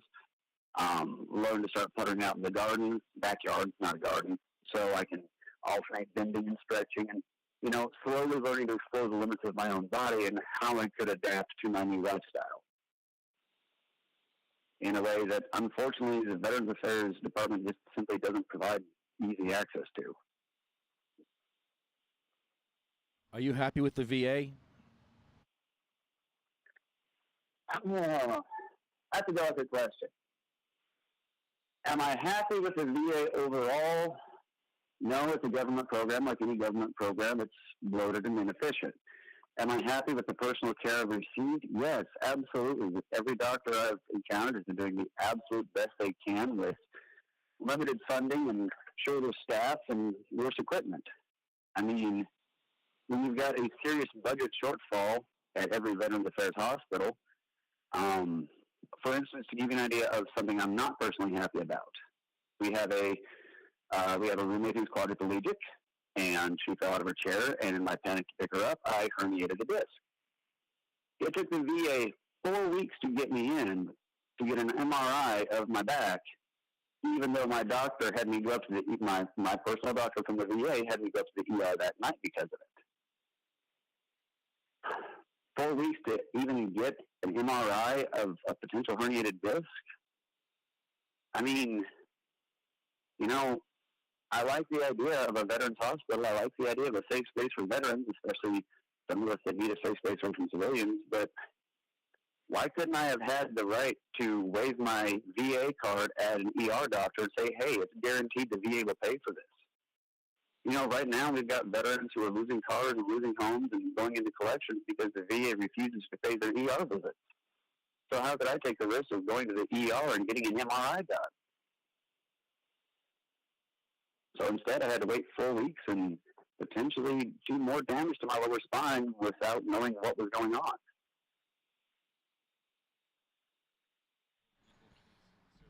Yeah, it doesn't seem like they care too much because I've heard a lot of horror stories from the VA and even from Matthew here. Yeah, and you know what really sad is I live near Columbia, Missouri, and the Harry S. Truman Memorial Hospital is one of the top 5 rated in the nation. And that's the level of care I've received here. And then I go talk to my friends in St. Louis and Kansas City, and their stories are atrocious. The women's clinic in St. Louis, in Jesse Barracks Veterans Affairs Hospital, doesn't even have its own dedicated office. And in fact, the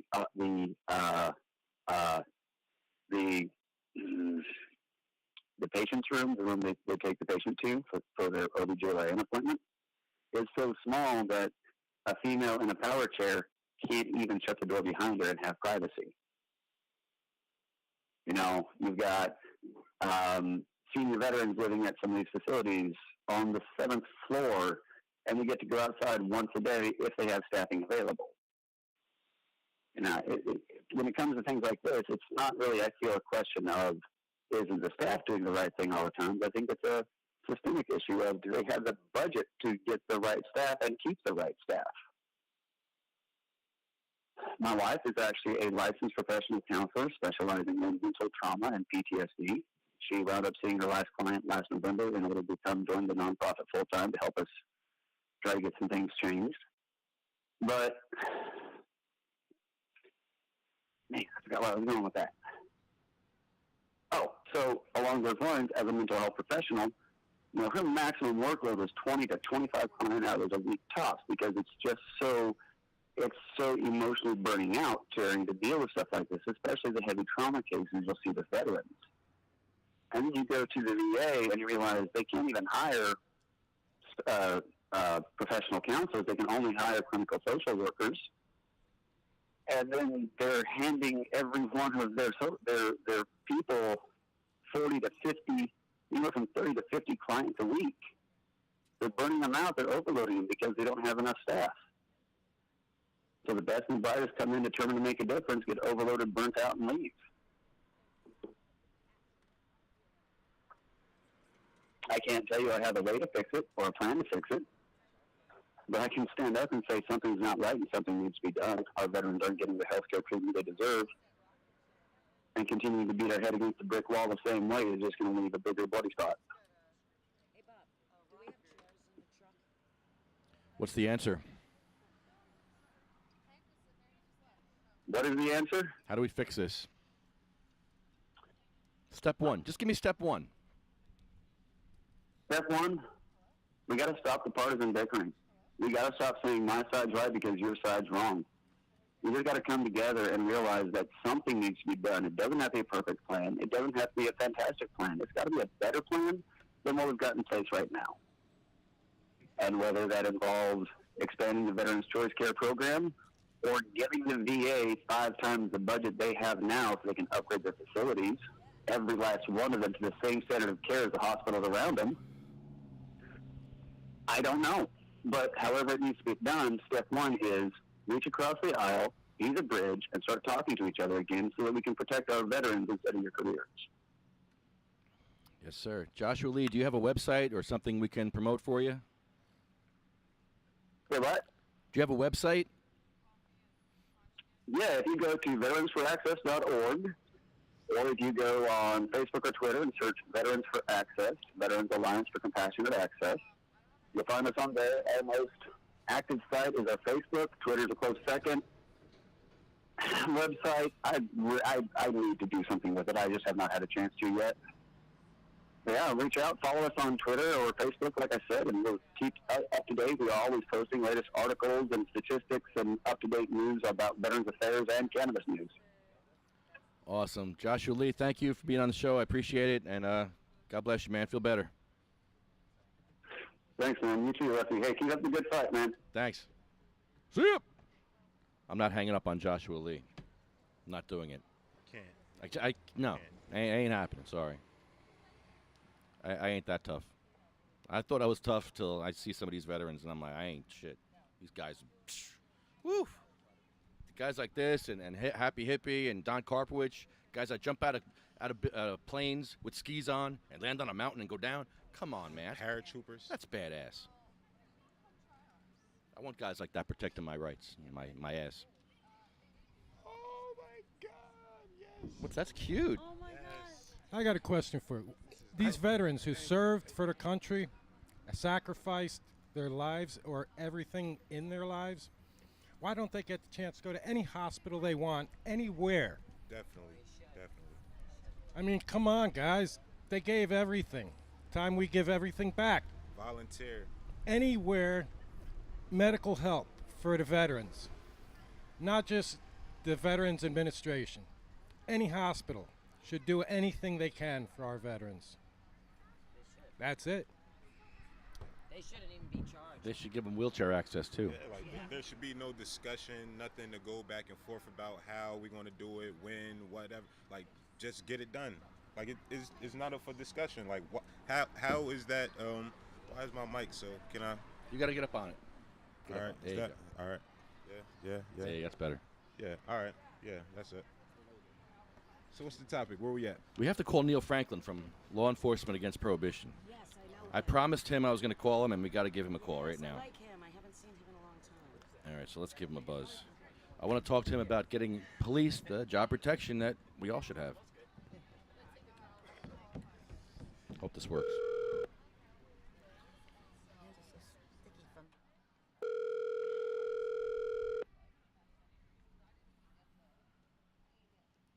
Neill Franklin from Law Enforcement Against Prohibition. I interviewed Howard Woldridge, like 20 years ago. Hello, you have reached Neill Franklin of the Law Enforcement Action Partnership. I'm not able to take your call right now. Please leave your number along with a brief message, and I'll get back to you as soon as possible. Thank you.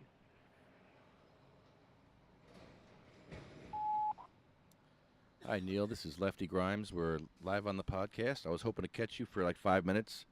I wanted to ask you about the job protection for police officers and other public sector workers. Give me a call when you get a chance. We're on the air till 2. My number is 908-616-0682. Thank you. I'm not going to leave him an obnoxious message because we ain't doing that either. Sorry. They're no longer Law Enforcement Against Prohibition. Did you hear that? Yeah, is Law Enforcement Action. What? It said, yeah, said, action. call back. Something, yeah. Maybe you could replay it because I didn't hear exactly what he said. That was smooth. Still keeping the same 4 letters, but changing the words. You know. Yeah, like Mandela effect. Yeah, he was very smooth. He was very smooth. Or is he your friend on Facebook? Because he's my friend on Facebook. I actually went to Washington with him. Politically correct. Like I met him there. Please give her a mic stand. Jesus, good God, we look like hacks when you do that. We just look very unprofessional, very hacky, It's just, please. Okay. There you go. Thank you.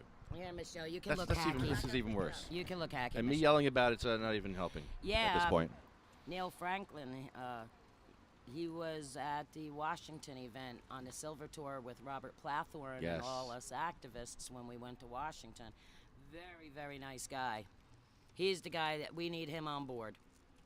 He spoke in front of Washington, and he got a lot of things done for us.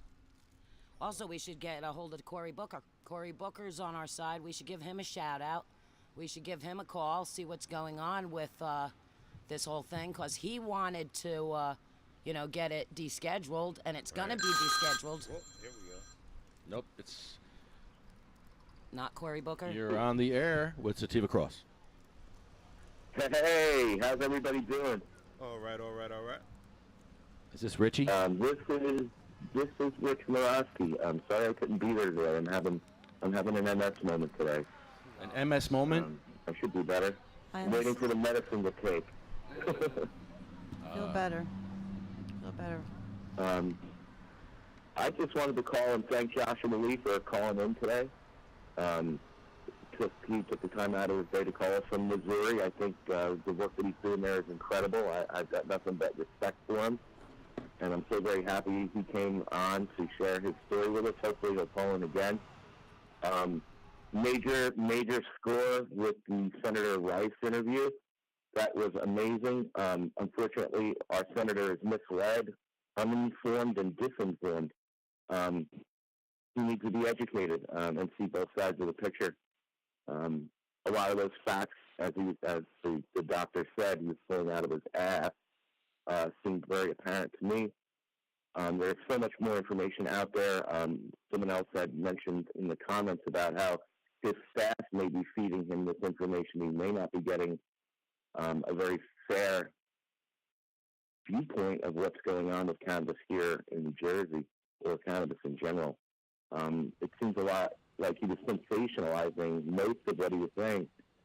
Scare tactics. This is classic 1980s drug warrior nonsense and hot air that needs to be put back in the 80s where it belongs.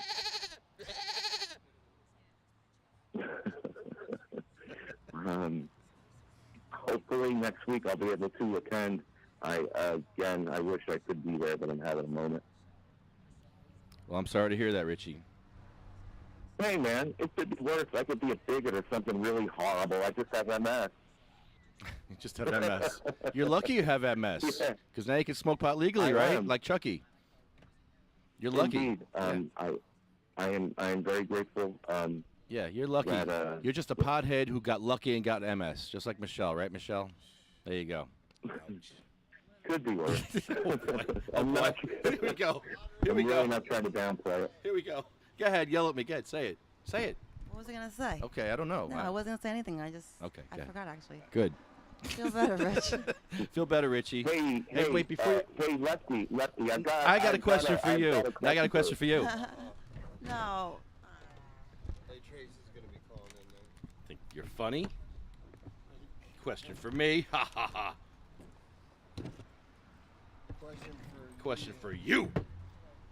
Sucker. Take that. All right, so Tracy's calling in. That's good. That was all right. So we went from one call to another real quick, and that was crazy. We didn't even get to absorb fucking Senator Rice calling in. Wow. Wait a minute. Unreal. Can we just talk about that for a minute? Major deal right there. We hunted this guy for caucus to caucus and caucus to caucus. I mean, is it over now? All the caucuses are over? Yeah, they're done. Oh, good. We need to find out where he got that quote from, because Herb magazine picked that up. I saw that. Right? Yeah. So I didn't make it up. And now we need to confront them and say, Ron Rice didn't lie. How dare you make fun of Ron Rice? And then they'll say, no, it's right here. Here's our recording. And then we'll go back to Ron Rice. You're a liar. You're a liar. That'll be the fun day.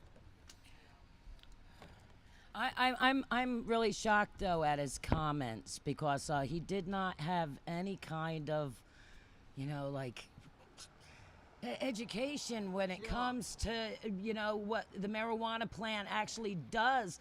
It actually helps with traumatic brain injury. It doesn't cause traumatic brain injury. It doesn't cause deaths. It does. It causes traumatic brain when you injury. run out of it. It's if you get beaten in the head from the legal system, Right. yeah, Yeah. or run over by a police car, we got somebody who's enjoying this. You got a remark? Would you like I'm the to come? disabled war vet that was run over by a police car. Yes. Give him a mic. Give him that mic right there. I was 5 years old when I was hit and run over by the cop car. Let him talk. I don't need a mic, he said. Yeah, I want to hear you. What do you got to What's say? your name? Nate. My name is Nate. What's up, Nate? Oh my God, man! I heard that one. What you talking about? The smoke? Get the weed legalized? Oh yeah. Yeah, get it legalized, right? That's right. Y'all got a pot right now? Yeah, We're all medical patients. Yeah, they're all smoking weed here. Well, if y'all got some medical something, let me test some of that stuff. Can I test some of that stuff, man? Do you have a card? You got a medical card? No, I ain't got one. How come? Where can I get it from? You got to go to a doctor. Oh my! You have anxiety just living in Trenton, though. Just living in Trenton. So you could get one. You got one. You got it. Just go to your doctor. Say, I live in Trenton. Give me my card right now. Oh, that's all I gotta do? That's it. That's it. That's it. Oh. They will give you a card. Oh my. Yes, God. sir. That's all I gotta do. That's it. I'm gonna do that. Yeah, it has to be a doctor. Got to go to a doctor. Gotta be an MD. Got to go to a doctor. Right. So I hear you guys Yes, I struck will. it rich with I'm the with killer- y'all on that one. Can I get a pop night now? Ain't nobody got nothing? Hold on, Tracy. But there's some munchkins. Oh. Okay, yeah, help yourself, sir. And you come back anytime if you want to host a show. You can host a show. You just come on back. Seriously. Hey, come get a cookie. All right. Hello, you're on the air with Sativa Cross. I hear you struck it rich with the son of marijuana. That was crazy, right? Tracy, are you on speakerphone? Can you take me off speakerphone, please? Pardon me? Can you take me off speakerphone, please? I'm not on speakerphone, Okay. sweetie. Okay, good. But, yeah, that was pretty amazing. I can't believe you actually called us back. Yeah, I did, because I can't hear your show, so, because I'm out traveling today. So I thought I'd give you a call back since you were talking to the son of marijuana there, and you struck it rich with the lottery, it sounds like.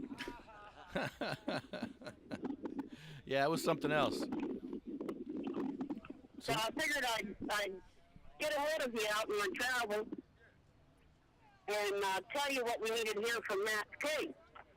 Okay, go ahead. So I parked my car here so I can talk to you guys.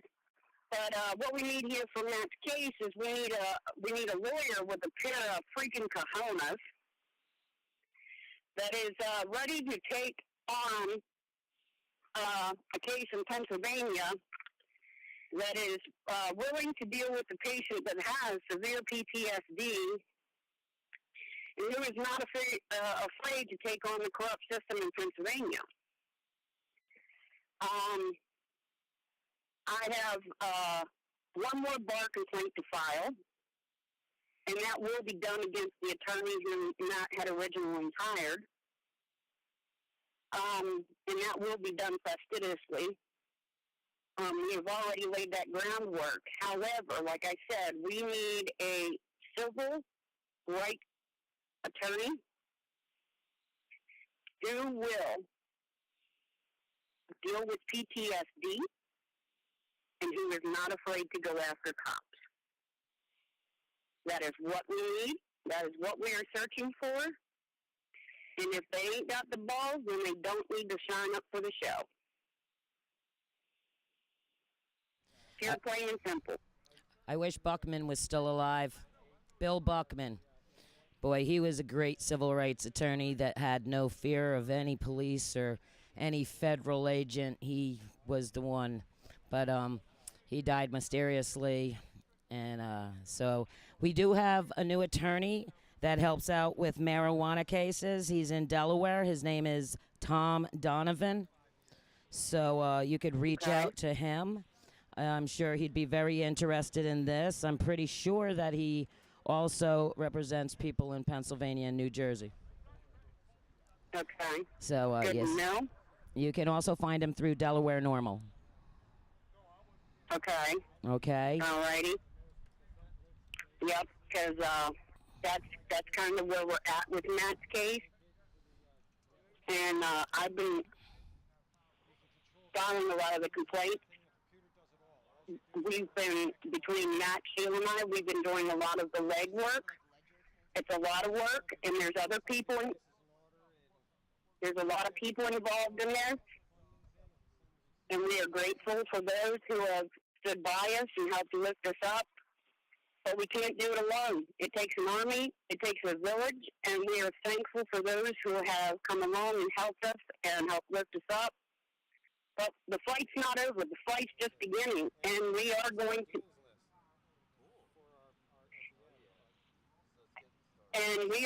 to knock down these. We are going to knock down these doors, and we are going to fight. The fight's just beginning, and when we start knocking on doors, we're going to knock them down. So PA better buckle up. Yeah. Straighten Buckle up. up, bitches, because we're coming knocking. Oh. Wow. They better And when I buckle up knock- because I'm gonna fuck them up. Oh. Wow. When I come knocking, Look for kids. Like, okay. Okay. I come for blood. You better, because they took my blood against That's my will. right.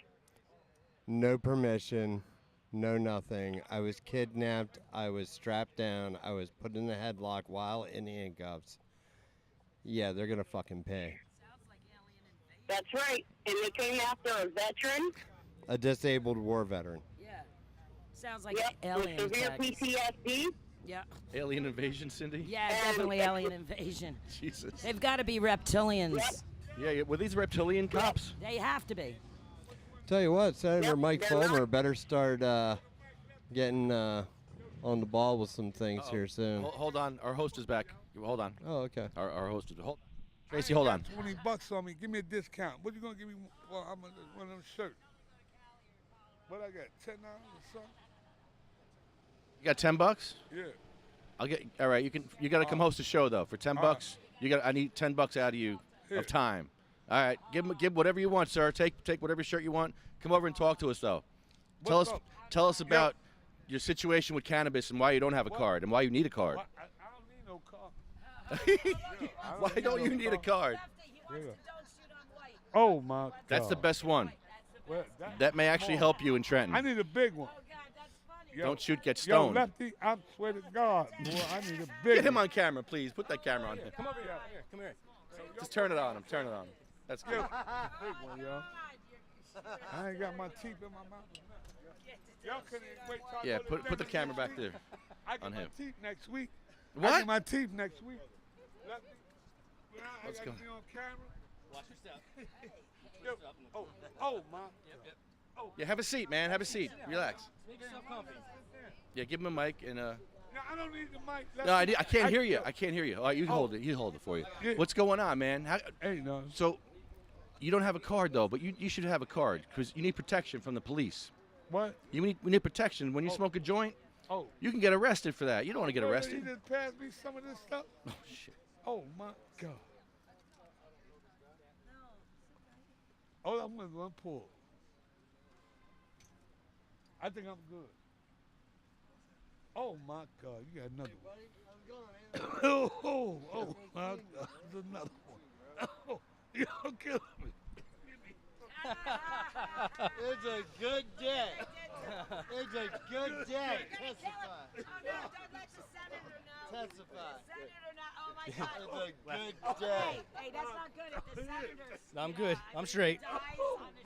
You can't say that you didn't inhale. Wait, if he dies, that's not good. He better not die. Yeah, if you die, Don't Senator die. Rice was right. Wow, Senator Rice, you might be right, sir. I think he's about to die.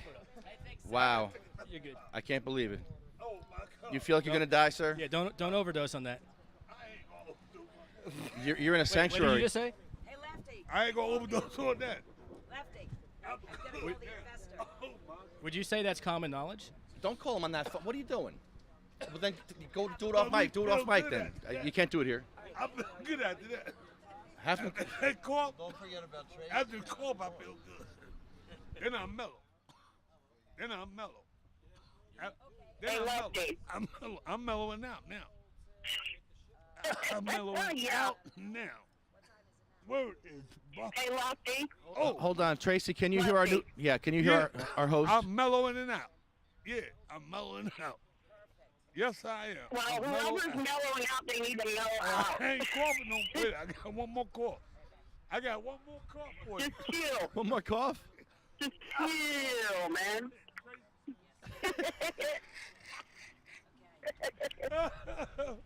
Say I'm terrible. I know you probably say I'm terrible. I know I'm terrible because I know when I feel this shit, I'm on another planet. I'm on another planet. Once I get weeded up, I'm on another planet. I don't He got really so know high. He got so high, he went to another planet. My God, I'm going on another planet. What planet? I don't know. I can't say Jupiter or Mars. That's too far. I said Jupiter. I called it. I ain't going. I might call one Trentonian planet. You know what I'm saying? I might have to go there. They might get a planet called Lord have mercy. I don't know. Lord have mercy. It might be closer to Earth. Go to work, but then I got high. Oh, no, I'm nice, man. Is that Wayne? Is it, no. What's your name, man? Nate. Nick. No, it's Nick. Nate. Oh, you've been here before. Yeah, you've been here a couple times last year, I think. We smoked with you. Yeah, we smoked last year. Yeah, we smoked. All right, but let me speak to Lofty for a minute.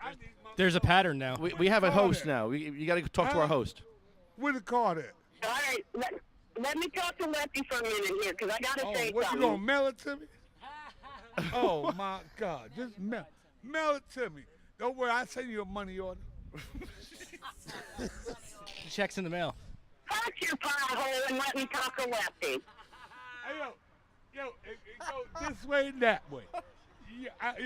Okay, I get mine first, then you get yours. All right, go ahead, Tracy. We can hear you. Go ahead. Okay, what I wanted to say was, since Matt and Sheila are in New Jersey, and they got engaged in New Jersey, I wanted to give a shout out to New Jersey Weed Man, who was a political prisoner. I wanted to give him my love. we need him so he can marry us. That's right. We need him so that they can get married, and I want to put this out there to you, Lefty. If you need anybody to do research or anything like that for you, please just reach out to me. Okay, that's my one-time and only offer. Yeah, I think Ron Rice needs your help.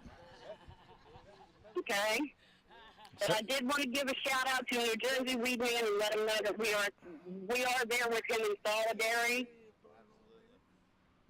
And that even though I couldn't be there today, that he is in my heart, he is in my mind, he is in my prayers. And keep going, New Jersey Weed Man. We got your fucking back, man. Thank you, Tracy. All right, Lefty? Yay. You guys have a good time. Now let's find. Now let's fucking New Jersey. Now let's find a lawyer for me. Yay. So we can win and have even more money for the show. Yay.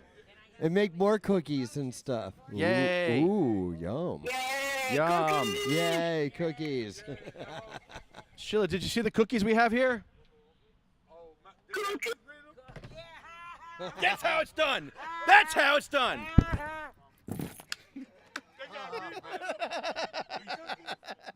Cool.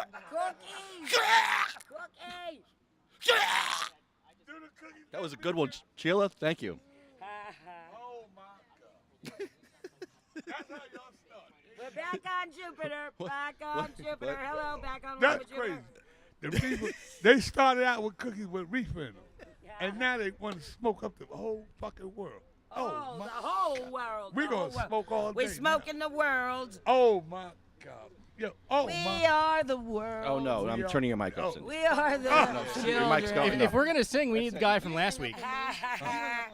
Oh, the rapper. No, the guy that was singing. The rapper dude. The rapper dude. The crazy guy. Crazy guy. He was great. Oh, was he? We had another rapper, crazy guy. Yeah, Lefty let him go off for like a half an hour or something, God, just you ever- talking in circles and Yeah, riddles oh God, and it was nonsense. so much It was nonsense. wrenching. I couldn't stand my it. Lefty God. does it all the time. I know. Why do I feel like I got a echo or something? What's going on? What's going on? Lefty, you got your phone on speakerphone? No. All right. But yo, Saturday, who heading up NY on Saturday? What's up on Saturday? The parade?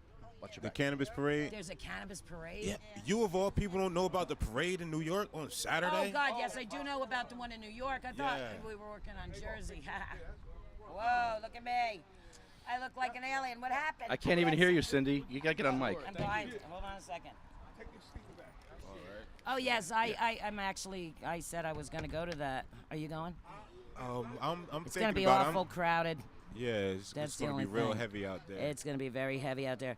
Well, actually, I can't do it Saturday. Saturday, I'm meeting with an investor. I just got off the phone with him, and around 2 o'clock, I'm going to call him back, and we're going to discuss this live for the first time on Sativa Cross. Call my phone. Yes, just write down your phone number so I can text it to him. Okay. And then when he's done with his meeting, he's going to call. But he's an investor who is going to fund the first ever cannabis festival in New Jersey. Yes. And he's also got the opportunity to fund and invest in other upcoming entrepreneurship in the cannabis industry. So they're looking for new ideas. So there's going to be 2 different events that I think would be great for our community to hold in New Jersey.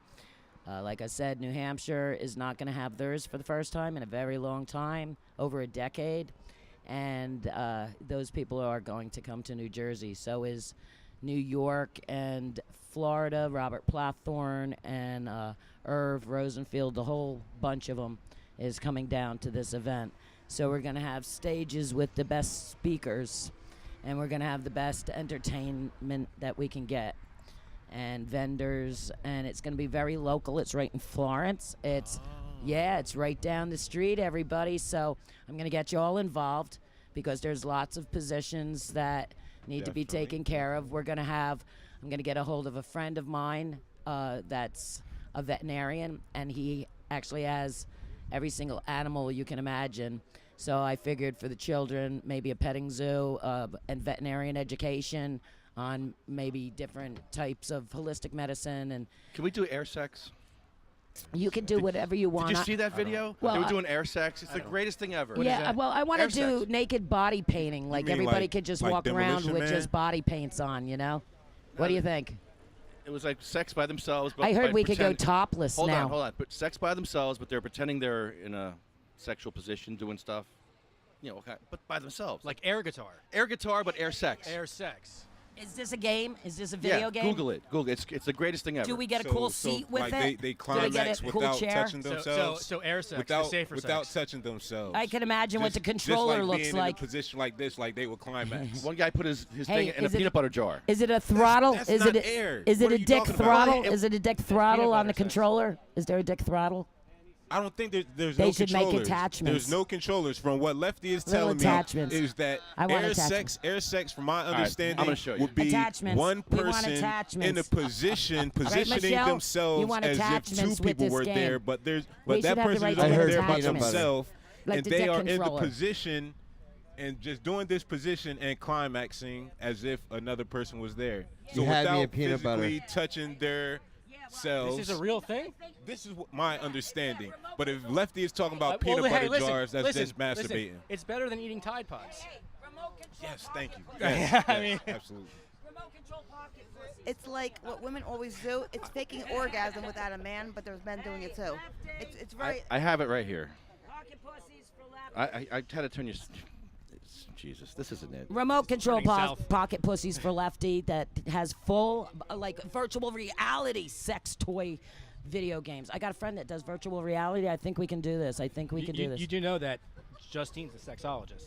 Oh God! Well, I know somebody that does virtual reality. I think we can get you guys together and we can create it's not this. even virtual reality anymore. No, everything creates with an idea. Lefty virtual just had the reality best was idea in the 90s. world. Right now we have augmented reality. No, I mean, really think about it. Augmented reality Sex. is like the whole hologram Sex aspect sells. and like Sex sells, and if you could do virtual reality sex, oh my all right, God! let's move on. Okay, but terrific. in other events, we have a real nice event going on in Trenton today. We have a block party going on just right around the corner on West Front Street.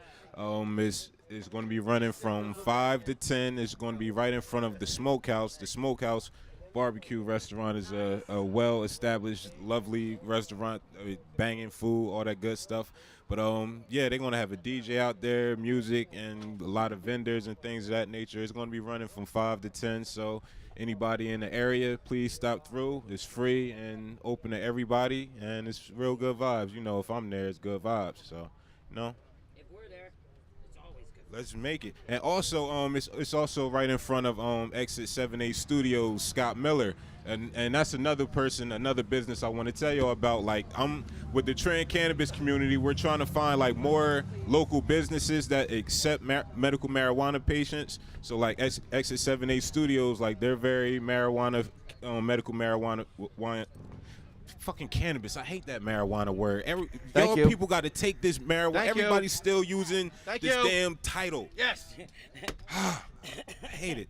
But yeah, they're cannabis patient friendly. So if any out of towners are ever looking for somewhere to go where they can medicate, Exit 7A Studios, located on 9 West Front Street, Trenton. Please come through, stop, see what we got going on, and it's a very a creative space. Like, we do audio production, video production. Awesome. We got it's actually a barn in the backyard. The barn right now is used for like rehearsal bands, and people rent the space out or whatever. But we want to turn it into like a production studio type lounge thing. Like, once again, Scott Miller is like my partner. Like, we're really trying to integrate, this Trenton and other businesses into being medical marijuana patient friendly. I said it. Yes. All right. So yeah. Once again, man, any patients out there need somewhere to medicate, and check out the website, Exit 7A Studio, or exit78.com. Yeah, come by the block party, all that good stuff.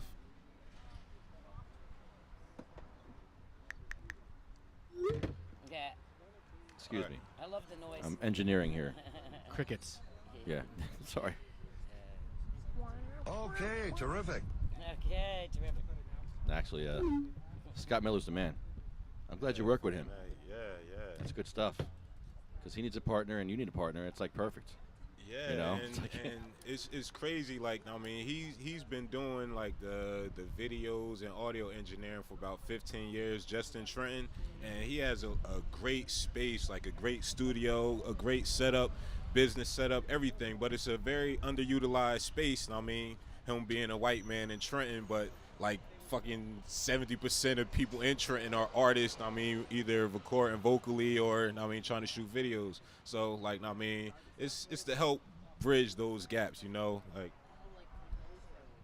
whatever shit. Fuck it, I don't know. Oh, back it up. Do you think he has a problem because he's a white man in Trenton with a business owner? You think it's a bad thing or a good thing? I'm not saying it's a bad thing. I'm saying it's not easy to appeal because like when say like a rapper or something, they're looking to work with somebody to make their beats or somebody to engineer a track. Like they would feel more comfortable going to a homie, like not even knowing if the homie has any real education or knows what he's doing. They just want somebody that they will feel more comfortable with or whatever. So like once again, like this 50-year-old bald white man, he's not What's they say? Stereotype. He don't fit the white person don't stereotype. Fit, don't fit the profile. He doesn't fit that stereotype Right. at all. What stereotype? Of the rich white guy. Nah, he's far from rich. Yeah. He's far from rich. Yeah, that's not an option. Yeah. Scott's cool as hell, man. What up, Scott? Fuck yeah. Cool. Yeah, Honeybee's going to school too for audio engineering now. Yeah, I see. Good stuff. I see. It's good to learn. Always. It never stops. Once you stop learning, you stop breathing. Like, It's like Ron Rice. He needs to learn some more, I think. that was... Yeah. That was eye-opening. Let me try this one more time. Try Neill. Oh, maybe you should try to contact Alex Bethea, the only one mayoral candidate running against marijuana. And it says it's a gateway drug. Oh, yeah? Yeah, he actually used the word gateway drug. Oh, let's call him. Let's call Neill Franklin first. I love him. Hello. Neill. Hi, Neill. This is Lefty Grimes. You're on the air. How you doing, man? Hey, pretty good. How you doing? Good. We're at the Statehouse. We're podcasting from the Statehouse out in front of Governor Murphy's office now this year, finally. Yay. Oh, wonderful, absolutely wonderful. I had a question. You're from law enforcement. Oh, wait. Now, first of all, it's not law enforcement against prohibition anymore. It's law enforcement what now? It changed? Law Enforcement Action Partnership. Oh, there you go. Action Partnership. Action Partnership. Why the name? Yeah. So Why the name change? Yeah. Because we expanded our platform considerably. Because drug policy work was taking us into so many corners of criminal justice reform work that we wanted to make the best use of the extensive expertise that we have among speakers, right? So these police officers and prosecutors and former judges and corrections officials that we have, there's a lot of work being done in this country to deal with things from recidivism, to community relations, to things like pre-arrest diversion, drug treatment, harm reduction efforts. We have tons of expertise, but we weren't able to use that expertise from our speakers effectively. And so now we are, since we broadened our platform, have these 5 basic silos that we work in. And, of course, we still do our drug policy work very, very strongly. But now we've created we're doing a much better work at marketing ourselves and the the relevance of our organization, and we're making a big splash in the entire criminal justice transformation world now. Neill, the reason I called you is because I go to a lot of police stations all over New Jersey, and we educate the police and councils about our medical cannabis law here in New Jersey. And a lot of cops are well on board with this. Most cops are pretty much informed. We were invited to Verona and a few other towns, and one thing happened was they told us about a chief that died, a chief in New Jersey, and he became a medical cannabis patient at the end of his life when he was in hospice, and he didn't want anybody to know that he was a cannabis patient because of this, because he all his life he spent arresting people for this, and now he's using it to save his life at the end of his life, and he felt very guilty. So these cops, a lot of cops reached out to me over the years, and recently they reached out because they want job protection. They're being victimized just like we are by this drug war, by Big Pharma. They're on Valium, they're on Xanax, they're on all these horrible drugs like Percocet, and they need job protection. If they want to, if their doctor wants to give them cannabis, they should be able to use cannabis and have their jobs protected. How do we get them their job protection? Wow. You know, this is a very, very difficult place. And let me give you a couple of quick examples.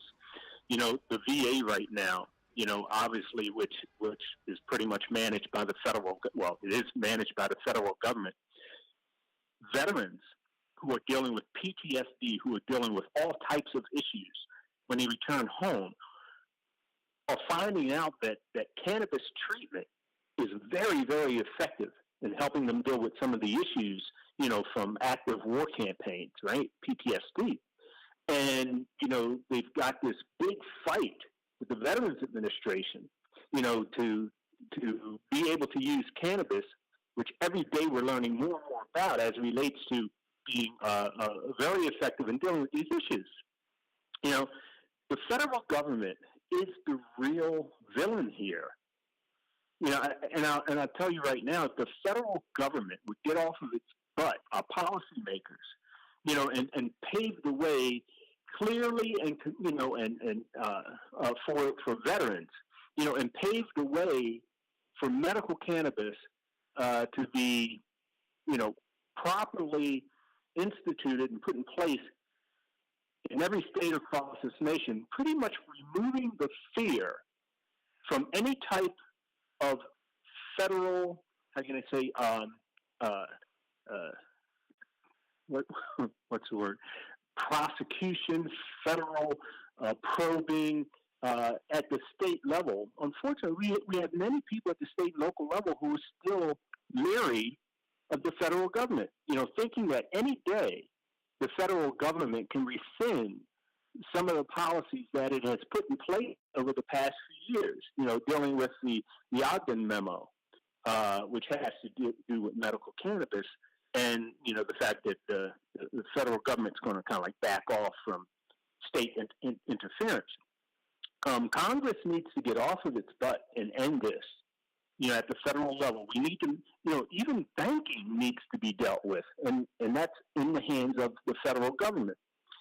As far as our police officers, they're in a similar situation as our veterans.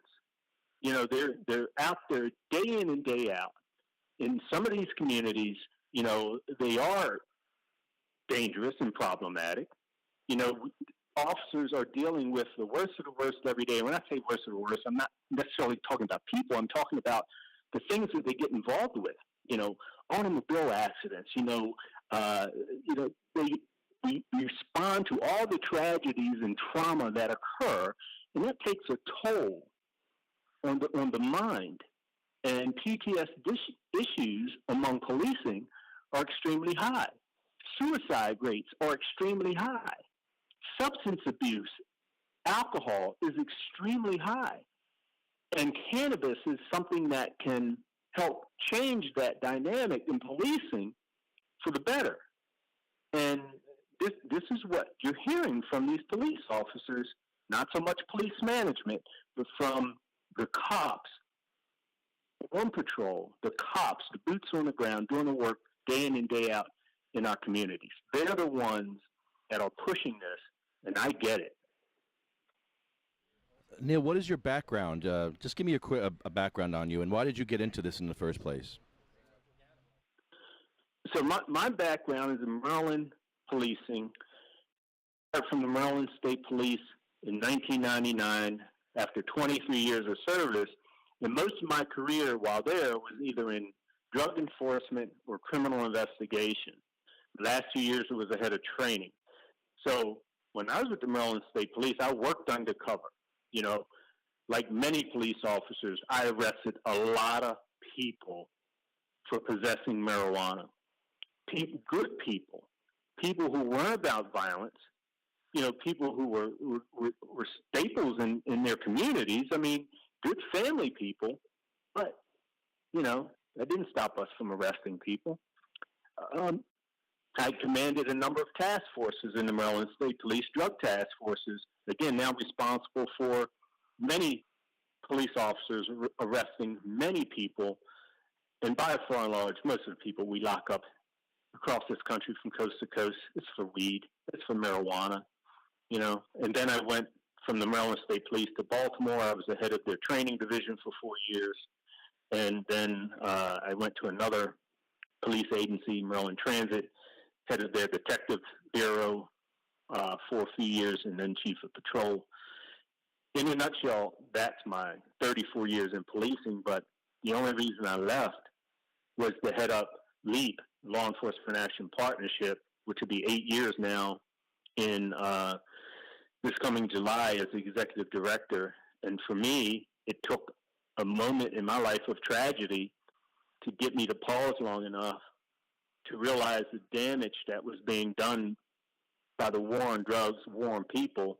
It took unfortunately for me, the loss of a very close friend, a comrade in policing, Ed Totley, who was working undercover when he was killed by someone selling drugs during an undercover operation that just didn't go the way that we thought it was going to go. He was killed. And it just, unfortunately was a tragic moment in my life that made me pause long enough to see the dramatic harms of the war on drugs. And so that began my shift, the opening of my mind, getting to see things from a different perspective, but mainly learning about history of drug prohibition policies and the drug war in this country. Neill, the Bergen County Chiefs came out against legalization in New Jersey. Are there any police chiefs groups that have come out for legalization? No, not police chief groups. Again, we do see a disconnect between the police chiefs and some sheriffs in this country and sheriff organizations in this country. You see a disconnect between them and the boots on the ground, the men and women who are out there doing the work day in and day out. And I think there's many reasons for that.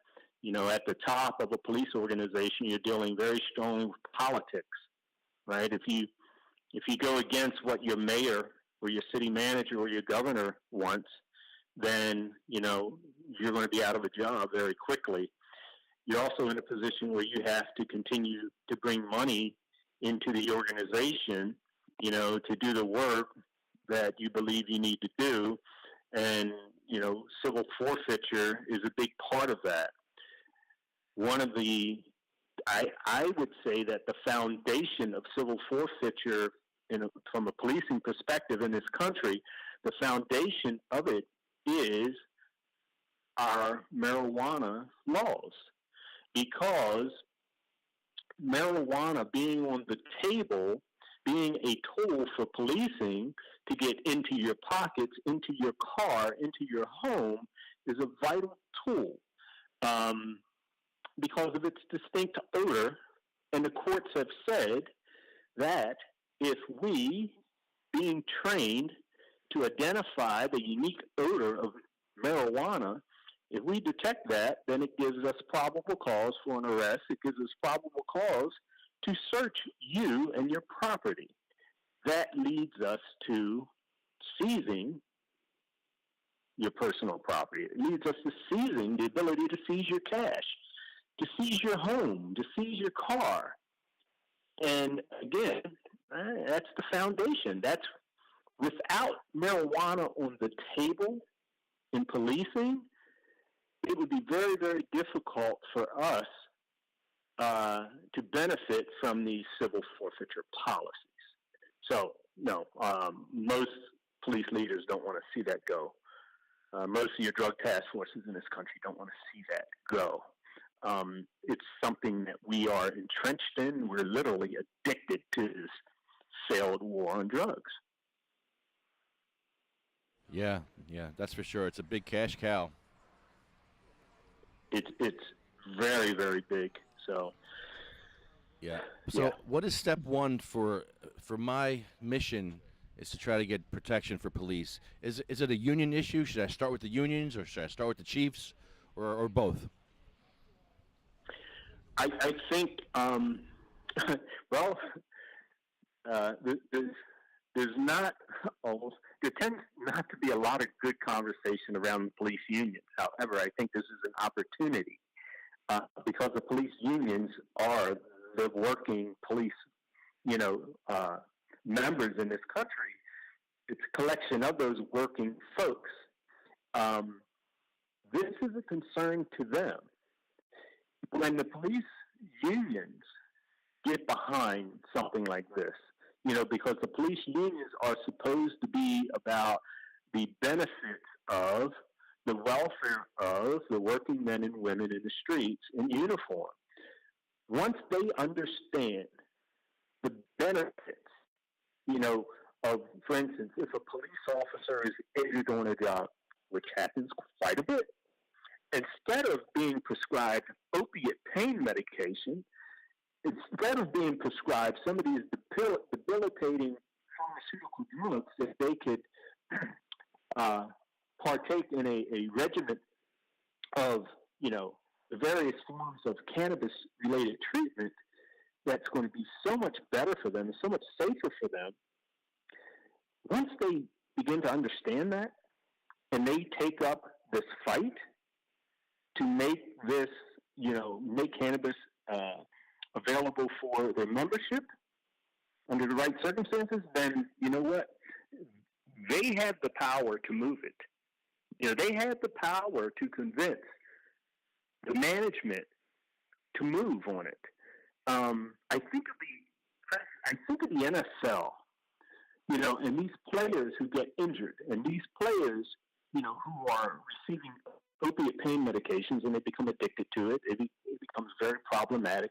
And the effort that the NFL is making right now to use cannabis, the work that they're doing regarding CTE, for these players who had brain injury, after years of playing on the field, and now this great research is being done. They're seeing great benefits for those players who are experiencing CTE and being treated with cannabis-related products and treatment. The NFL, the players are now taking a stand. Yes. So through the players' union, the players taking a stand, and they're moving the issue along in the NFL. I think we can do the same thing in police. I think the NFL should get rid of the helmets like the rugby players did. That's just my personal opinion. Yes. You don't see the rugby players getting concussions, do you? Not really. No. No, you don't. Well, Neill, thank you for your time, man. I'm gonna be in touch with you more about this because I talked to a lot of police about this, and there's a lot of work that needs to be done, and I'm just trying to get the conversation started. And step one is that's what I'm doing. Step one. So thank you. Well, hopefully New Jersey is going to be that state to get this moving because it has to happen at the state and local level. Yeah. Okay. Awesome. Well, this is Neill Franklin from Leap. Thank you for coming on our podcast. I appreciate it. Thanks for having me. Thanks, buddy. Bye-bye. Bye. Okay. Hey, what's up, Cindy? You have a new guest for us, Cindy? What's going on over there? Yes, he owns a legal firm down the road, and oh, he smells weed, and he's like, "Here, I'm going to give you my card." He's like, yeah, no, actually, he's interested in our cause, and would like to connect with us later. Would like to know if you have any business cards left. Yes, I do. Yes, could you hand this man a sure, business I will. card? I will. Yes, and do you have a second? Give him a mic so we can talk. I can't hear him anyway. I work for legal services, and I can't really talk to you about this. Okay. Oh, you work for who?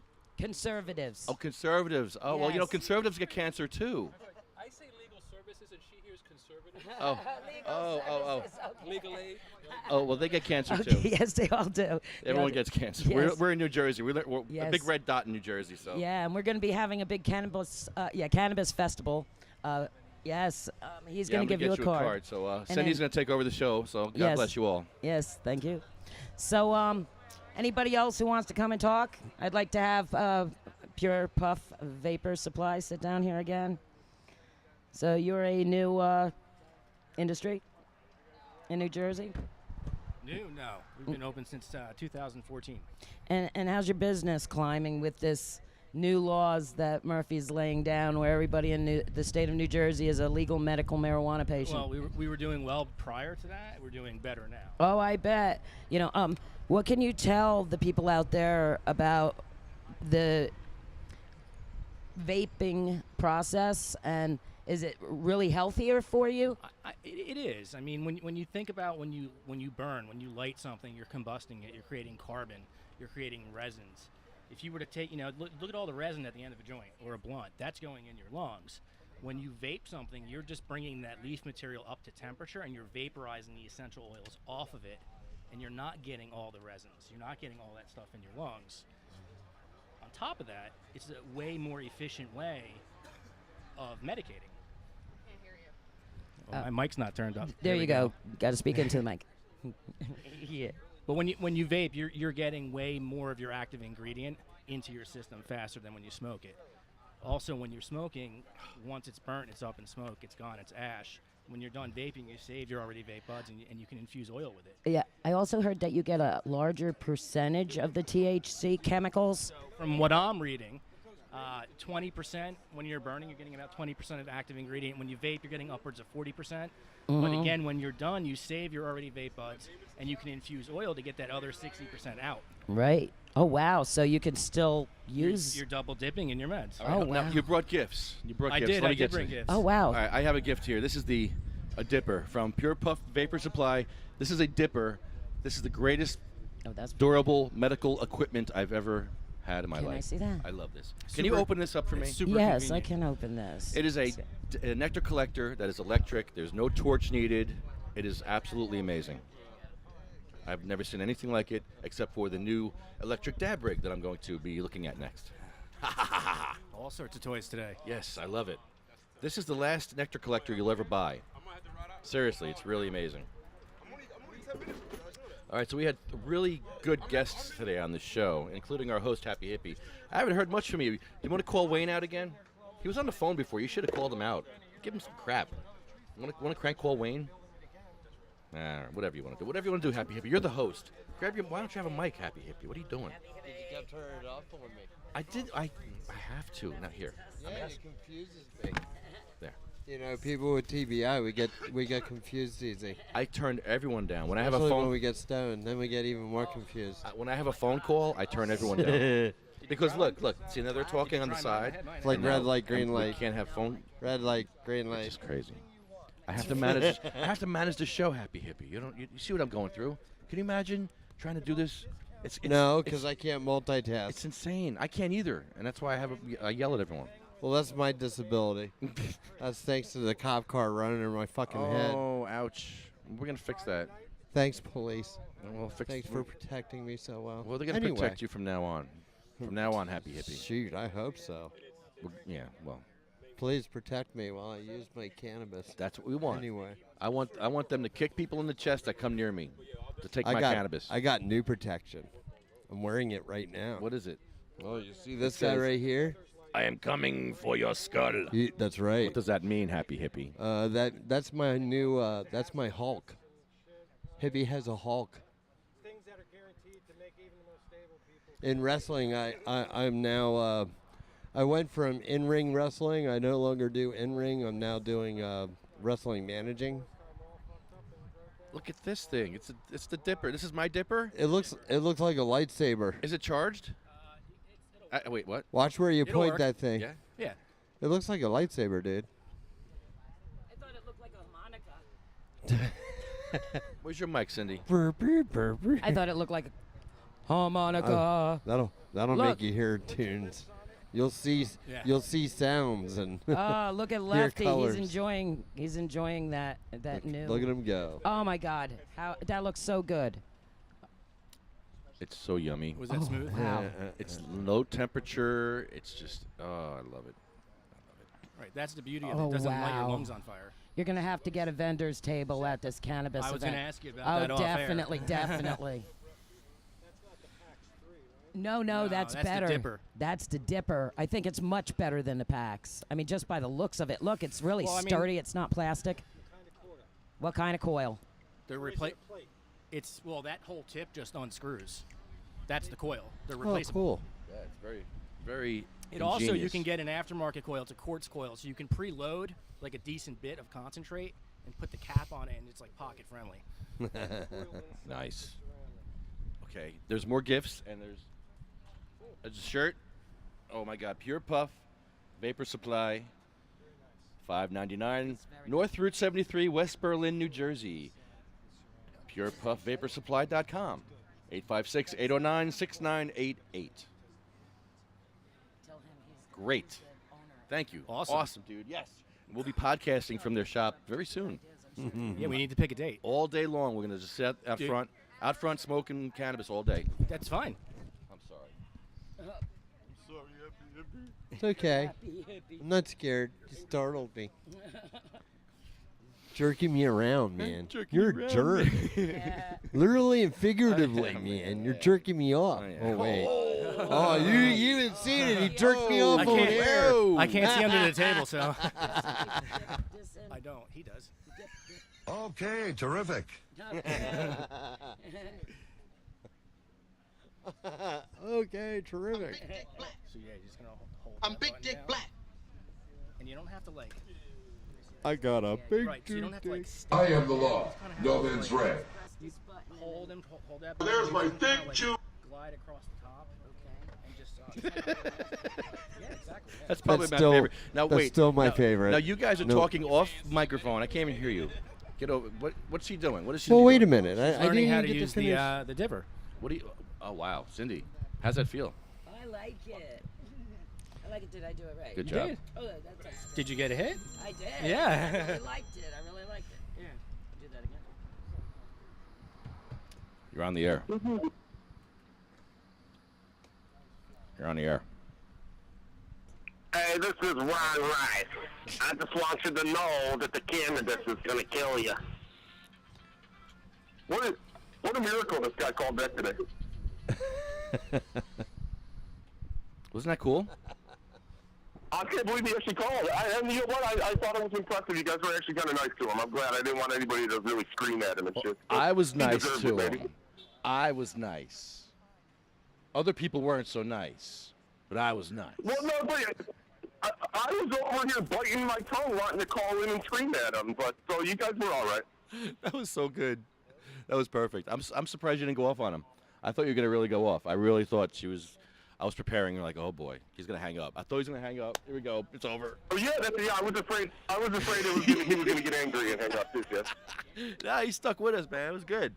It was good. No, he was good. He's a good sport. I think that was awesome. He took the opportunity and he explained himself and what he thought and what he felt.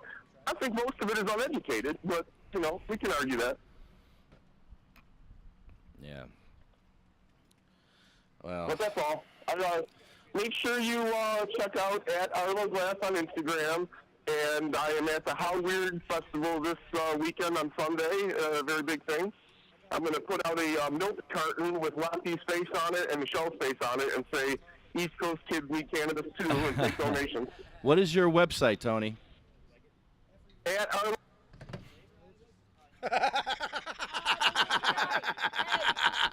I play dirty. Tony. Sorry. Arloglass.com or whatever. I don't even know. What is it? Is it Arlo Glass? I don't even. Look it up on I can Facebook. talk again, yeah. Just Google it. I think that was Illuminati hit again. I hit him back. They took for him getting out. you, because I got him back for you. He got you really I bad. appreciate that. That I was for appreciate you. it. Yes. So we got another call coming in. We got to keep an eye. Like when, tell me when it's 2:00. We love you, Tony. Love you, Tony. Good to see you, Yeah, man. Tony, Arlo you Glass. definitely deserve that. Thank you, Lefty. I appreciate that. Hippies will be coming out there See, to we the West stick Coast together. to see you. Don't worry. See, Lefty took care of you for me. Ha ha ha. So anyway, Wayne. Sucker. You Chris Christie looking anyway. What? He Now, wanted- come wanted- back. Tell this guy off. He's Yell at him. Yeah, Tell he's- him. he's a He's being veteran. obnoxious. What's going on? with Wayne. Maybe he wants a medical with marijuana Wayne. patient. Wayne. Do you want to be a medical marijuana patient? We can help you. That's what we're here for. Okay. You want to be a recreational user? Do you want a recreational use?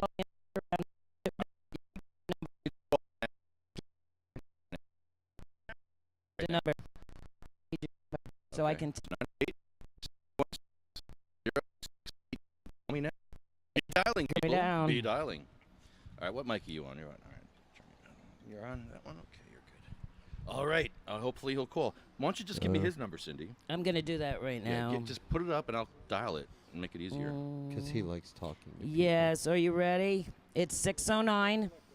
Does he want his number on the air? He don't care. All right. Hold on. Well, maybe not. Here, let me just. Here. 609. Wait, which that's is like all you're getting. 69. 69. That's all you're getting. 69 with an O. So that's how I remember 609. 69. Oh. Yes. His name is Paul. All right. We'll say Paul. hello. Oh, Paul. 69. Number 69. Paul, 1 of 69. Hello, this is Paul. Hey, Paul. How you doing? You're on the air. Yes, you are. I got all my friends here. How's it going, guys? How are you? Hey, man, it's Lefty. How are you, buddy? Yes. I told Paul, them. pleasure to meet you guys. Yes, I briefed them. So they're up to date. Oh, they're pretty much up to date. so, man. Now, what I have explained to them so far is that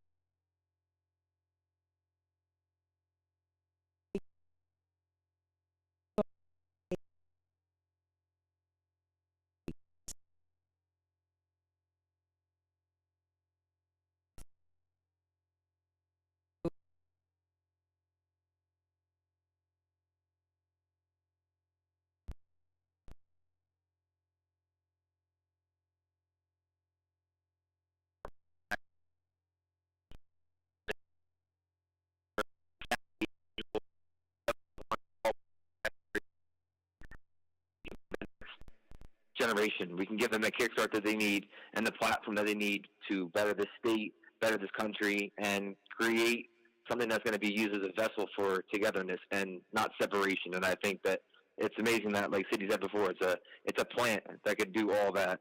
And I think that with the proper education and introduction, there's no limit to what could be accomplished through the proper channels. And I think that's one thing that she's relayed to me, very concrete and very solidified at this point, that it's all about how you do it. It's all about doing it the right way. And if you can get the right education and the tools in the right hands, like I said, it's very special, and I'm very excited to be a part of it. Have you always believed in the benefits of cannabis, or did something happen in your life to change your mind about it?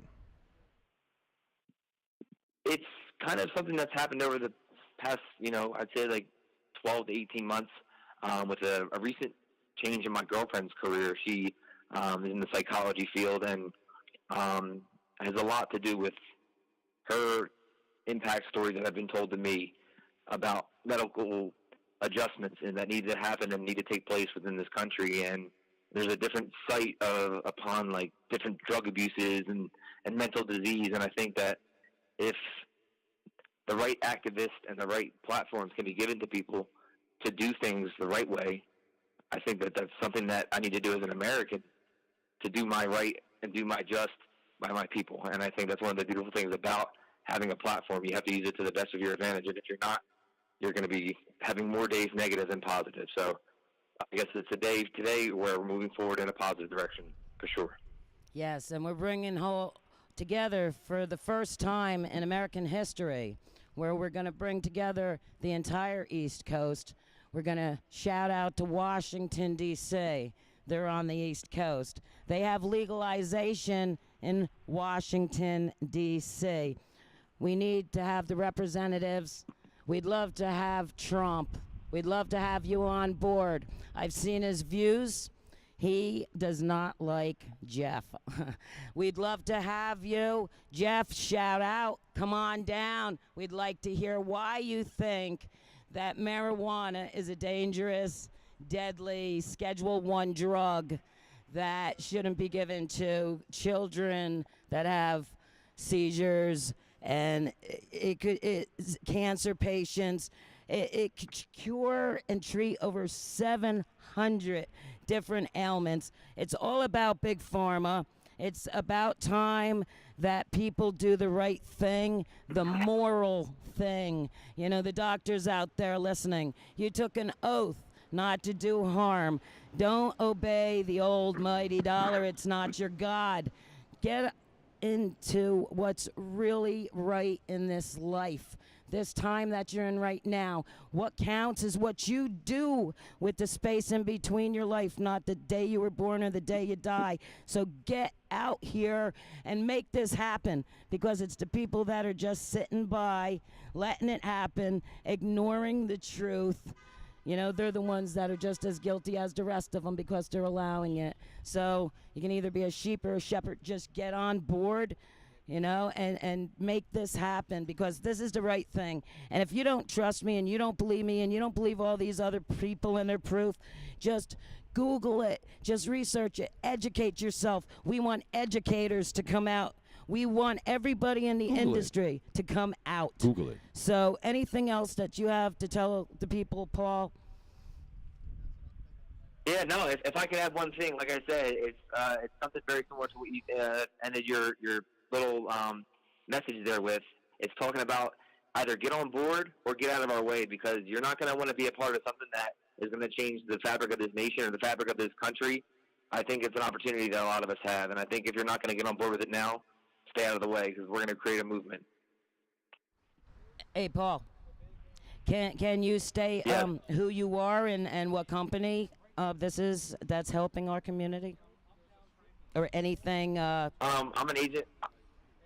I'm an agent with New York Life Insurance Company. I work and I service the community in all different facets. That's what my company has been doing for over 170 years.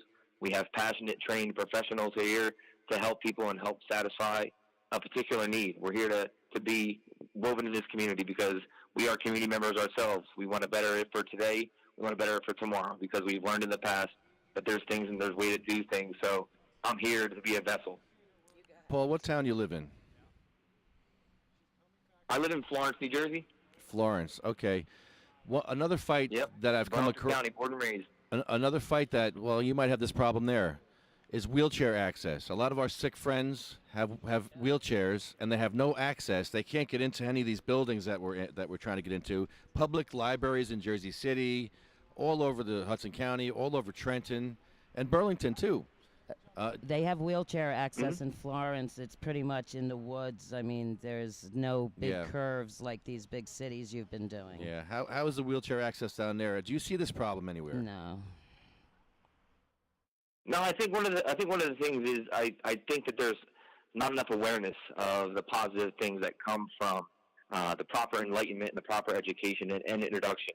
I think a lot of the times people are remiss to think that there's other different ways to do things. I think that Sydney touched on the herd mentality that we're in. It's time to be a shepherd, and I think that with kind of starting this little conversation, I think you can bring the right people on board. Like I said, this is kind of just an idea that's really come to fruition in the past 48 to 72 hours, and I think that with people getting on board in this early stage to help incubate this the right way and make the message what it really should be and really tailor it, I think that you have, like I said before, and I'll say it innumerable times, limitless possibilities. I think this is a fantastic cause, and I think it's a fantastic message that needs to be heard. And if it doesn't register now, then when will it ever? So let's, like I said, Sydney and I have been saying it, let's do it big. Let's do it big. Sounds great, Paul. Paul, thank you so much for being on our show, and God bless you, man. Appreciate it. Thank you. I appreciate you guys having me. Sydney, I'll talk to you soon. One love, guys. Yeah, I'll talk to you real soon. I'll talk to you tonight. See ya. Yes, thank you so much. All right, one more call to make. Want to thank our sponsors, cmmnj.org. You can thank them that you're smoking cannabis right now, right here. Thank them. Thank Cheryl Miller and all those guys and girls. All right, hold on. What's that? I can't hear. Happy Hippie, I hear you talking, and you're off mic. And I got your mic up. Come on, man. There you go. What'd you say? You talking shit about Wayne again? Why are you talking shit about Wayne all the time? I don't talk shit about Wayne. Wayne talks shit about me. I'm not that kind of guy. I'm the happy hippie. And he keeps saying everything I do is gay. And it's like, well, gay is another way of saying I'm happy. I mean, come on, I mean, what am I supposed to say? Okay, I'll stop being gay. Or I'll stop being a happy hippie. I mean, it is kind of my gimmick, man. What the fuck? At least I'm not choking on kielbasa's. With the kielbasa queen. He took it out of her hands. He took it before she did. Ladies first. I know, right, man? Ladies first, man. That must have been some nice. It was dark meat. It was a nice one. It was all bumpy and veiny and everything. Your call. Oh. We got to talk a whole bunch of shit. Okay, terrific.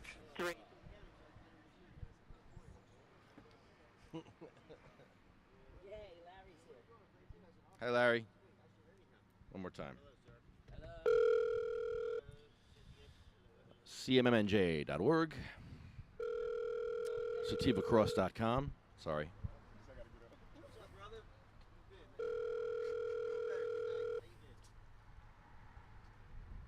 Blue Planet Biotech.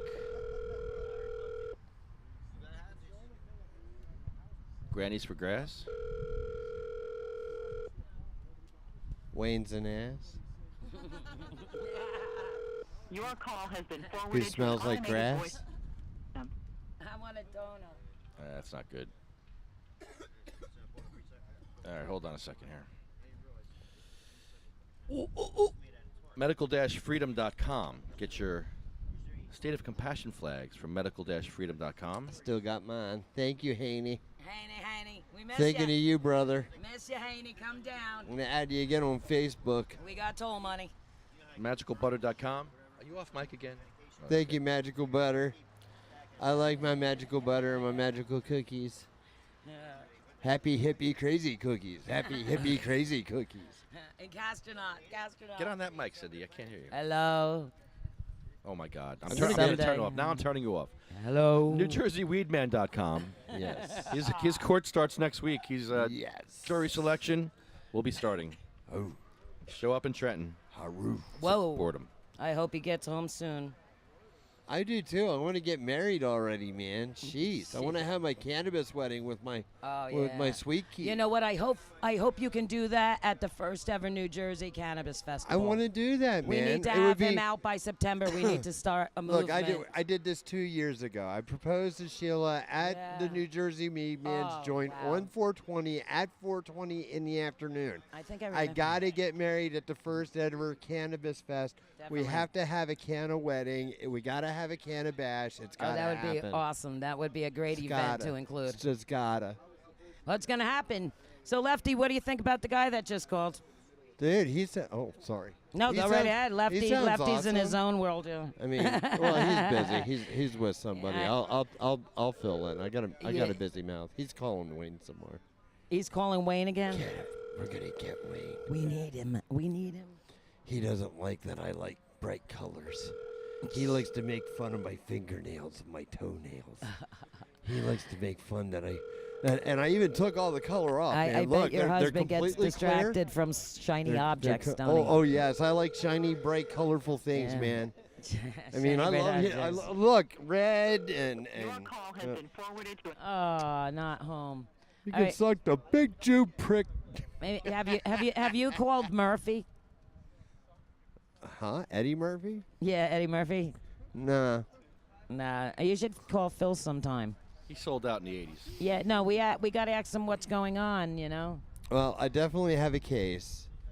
I just need a real lawyer, like Pinocchio wanted to be a real boy. I want a real lawyer, you know? Yeah, I told you. Someone that really wants to do some good, because when I say I got something that will pretty much outline all the corruption on 5 different levels of, the state. Between the state police, the Justice Department, or the lack of the Justice Department, internal affairs, FBI. When I tell you it's all across the board, internal affairs, trust me, it's a blasty blast. So, whatever lawyer, please, if you hear this, I need a lawyer that can really whip some butt, man. I really want to fight. That's what I'm good at. I'm a disabled war vet. I'm good at fighting, man. It's been 4 years. I'm ready to fight.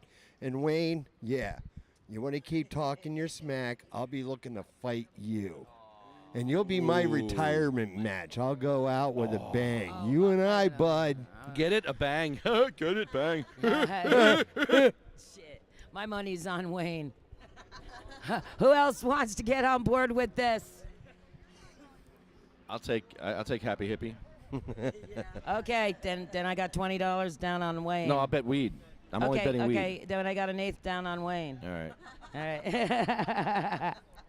We can bet weed. You're gonna lose Yeah, yeah. You're gonna lose your green, man. No, I don't think so. I think you're going to lose your ass, man. And you better watch your ass around Burrini. Wayne has no ass. I got a bigger ass than he does. Burrini. I got more ass than he does. Yeah, but you don't I have the got more- kibasi he has. He owns a deli. That's okay. I got more class. I got more ass. Shit. and- Wow. Shit. Anthony, you gonna get in on this? Come Anthony's probably going to bring the I suck on salami better this glass. time. You're in trouble. You Because got he the sucks salami on coming. kielbasa's, man. No, you got the salami down at the deli. You're in trouble. Oh, shocking. All right, this show's gone south now because of Lefty. Yeah, South. Get It's it? Lefty's fault. Get it? He's always doing this stuff. In front of the Statehouse, he always closes the show with the most, what do you want to call this stuff? Like shock TV. All right. Fart knocker. Shock so casting. Lefty, shock casting. What kind of, like. There's my thick Jew prick. Hey, get back over here. Don't leave us. Where you going? Where you going? I'm Big Dick Black. Where you going? I can keep it hard for 2 hours at a time. I got a dick hung on me 9 inches long. Okay, I gotta leave now. I think my time is up. I think it's time for Michelle. I can come 10 times a day. He can, Michelle. I heard he can. Did you hear? What are you doing? So what? I'm interacting with the phone caller. Oh that my can- God. Oh God. Oh God, Illuminati hit. that Took was him out. great. Took That him was out. fucking What great. the hell? No. You have reached the Dude, maximum time permitted for recording your message. Oh, We shit. raped If you're it. Oh, God, satisfied was with the that message, Philip press Murphy's 1. To answer listen to machine? your Yeah, message, that was Was that Cory Booker? Who the hell did you just have Bur- on answering machine? Burrini. Oh Oh, God, that was Burrini. The linguini. We're asking for the big linguini to come down here. All right, hold on, Cindy. We're going to finish the show here. Yes. UFCW, Local 152, DavidVersusAutism.org, NewJerseyCannabisBusiness.com, CannabisLegalSolutions.net, New Jersey Grannies for Grass, Minorities for Marijuana, Canaway, JacksonStorms.com, Jenny's Purple Ribbon Journey, Jenna's Journey, Aerial Photography, Arlo Glass, OprahMachine.com, Weed for Warriors, Northeast Veterans Alliance, and Sativa Cross West. And we couldn't get in touch with Sativa Cross West. She's not feeling well. She's actually sick today. She's not feeling Honeybee, well. we hope you feel better soon. We should add the Silver Tour up here. Silver Tour. Hippies will be out there soon. They're going to be coming to a town near you. We're going cross country. Yes, we got to get the whole East Coast now. We're getting the whole East Coast done. Eat 'em. Yep.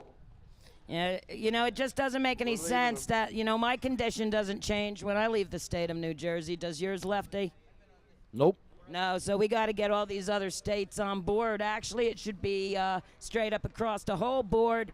We need at least medical marijuana, and we need these governors and senators to educate themselves. Or if they don't want to educate themselves, please come out and allow us to show you the facts. We have doctors, we have nurses, we have everyone. Here's Lefty. Thank you, Cindy. So starting our list with Cheryl Miller. I wouldn't be here. None of us would be here without Cheryl Miller fighting for us. She fought here. And she would actually be here at this table right now if she was alive, smoking cannabis with us, with her multiple sclerosis, laying in her bed with Jim Miller. She would have forced Jim to push her out here, and he'd be out here smoking with her probably with his card. Yep. Sabina Rose, well, she wasn't old enough to do much of anything, except go to a psychiatrist. She was old enough to go to a psychiatrist because that was Governor Christie's regulations that killed her. Diane Ripatella, she fought from here too. She came here fighting. Gracie, Cindy May, Marie, Jack, Joan Ford, Little Jake, Randy Robertson, Polly Connolly, Bill Buckman, Chad, Jeremy, Joanne's husband, Colette, Matt, Troy, Russ Perry, Roger Barber, Jay Arletto, Ella Bagelman, Hattie Koschel, Jackie Rickert, Anthony, Armando, and Honeybee's son, who died from a drop seizure, Michael Dillon, who, just like Sarah Weber from Kansas, he was afraid to do a lot of things because, you know, taking a shower, you could die. Just walking out the door, you could die. A lot of these people wear helmets because that's why when you see a helmet on a kid, well, I know what it's for. A lot of people don't know. I know what it's for.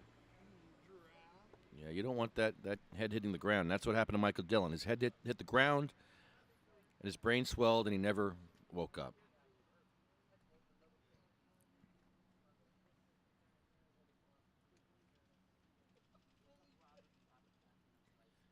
Hashtag they shall grow. Hashtag they shall grow. I'd also like to add Hashtag they shall grow. Robert Plathorn's wife had just passed. What's her name? They're looking up her full name right now. Yeah, give me her name. That's right. She did just yeah, pass she like just a month ago. passed, and this is the biggest activist in the world. I hate adding names yes, to this road. yes, Lefty. I had to inform you of the fact that we have a new name that's added to this list. And for those who don't know, Lynn Plathorn. Lynn Plathorn. Robert Plathorn's wife had passed. What date did she pass on? And she was married to one of the biggest activists in the world. That's Bobby the Tuna, the square grouper. He was going to the hospital. I Yeah. remember following him. And Yes, oh, that's sad. 65 years he had gotten charged for marijuana, and that woman stayed by his side. He deserves better. He deserves better. He wants a medical straightened out in state of Florida. Everybody needs to join up. Everybody needs to help one another, and everybody needs to get on the same page and get this stuff done. So, yes. Are you ready? Is Honeybee going to do our prayer? Hashtag they shall grow. Hashtag they shall grow. They shall grow not old, as we that are left grow old. Age shall not weary them, nor the years condemn. At the going down of the sun, and in the morning, we will remember them.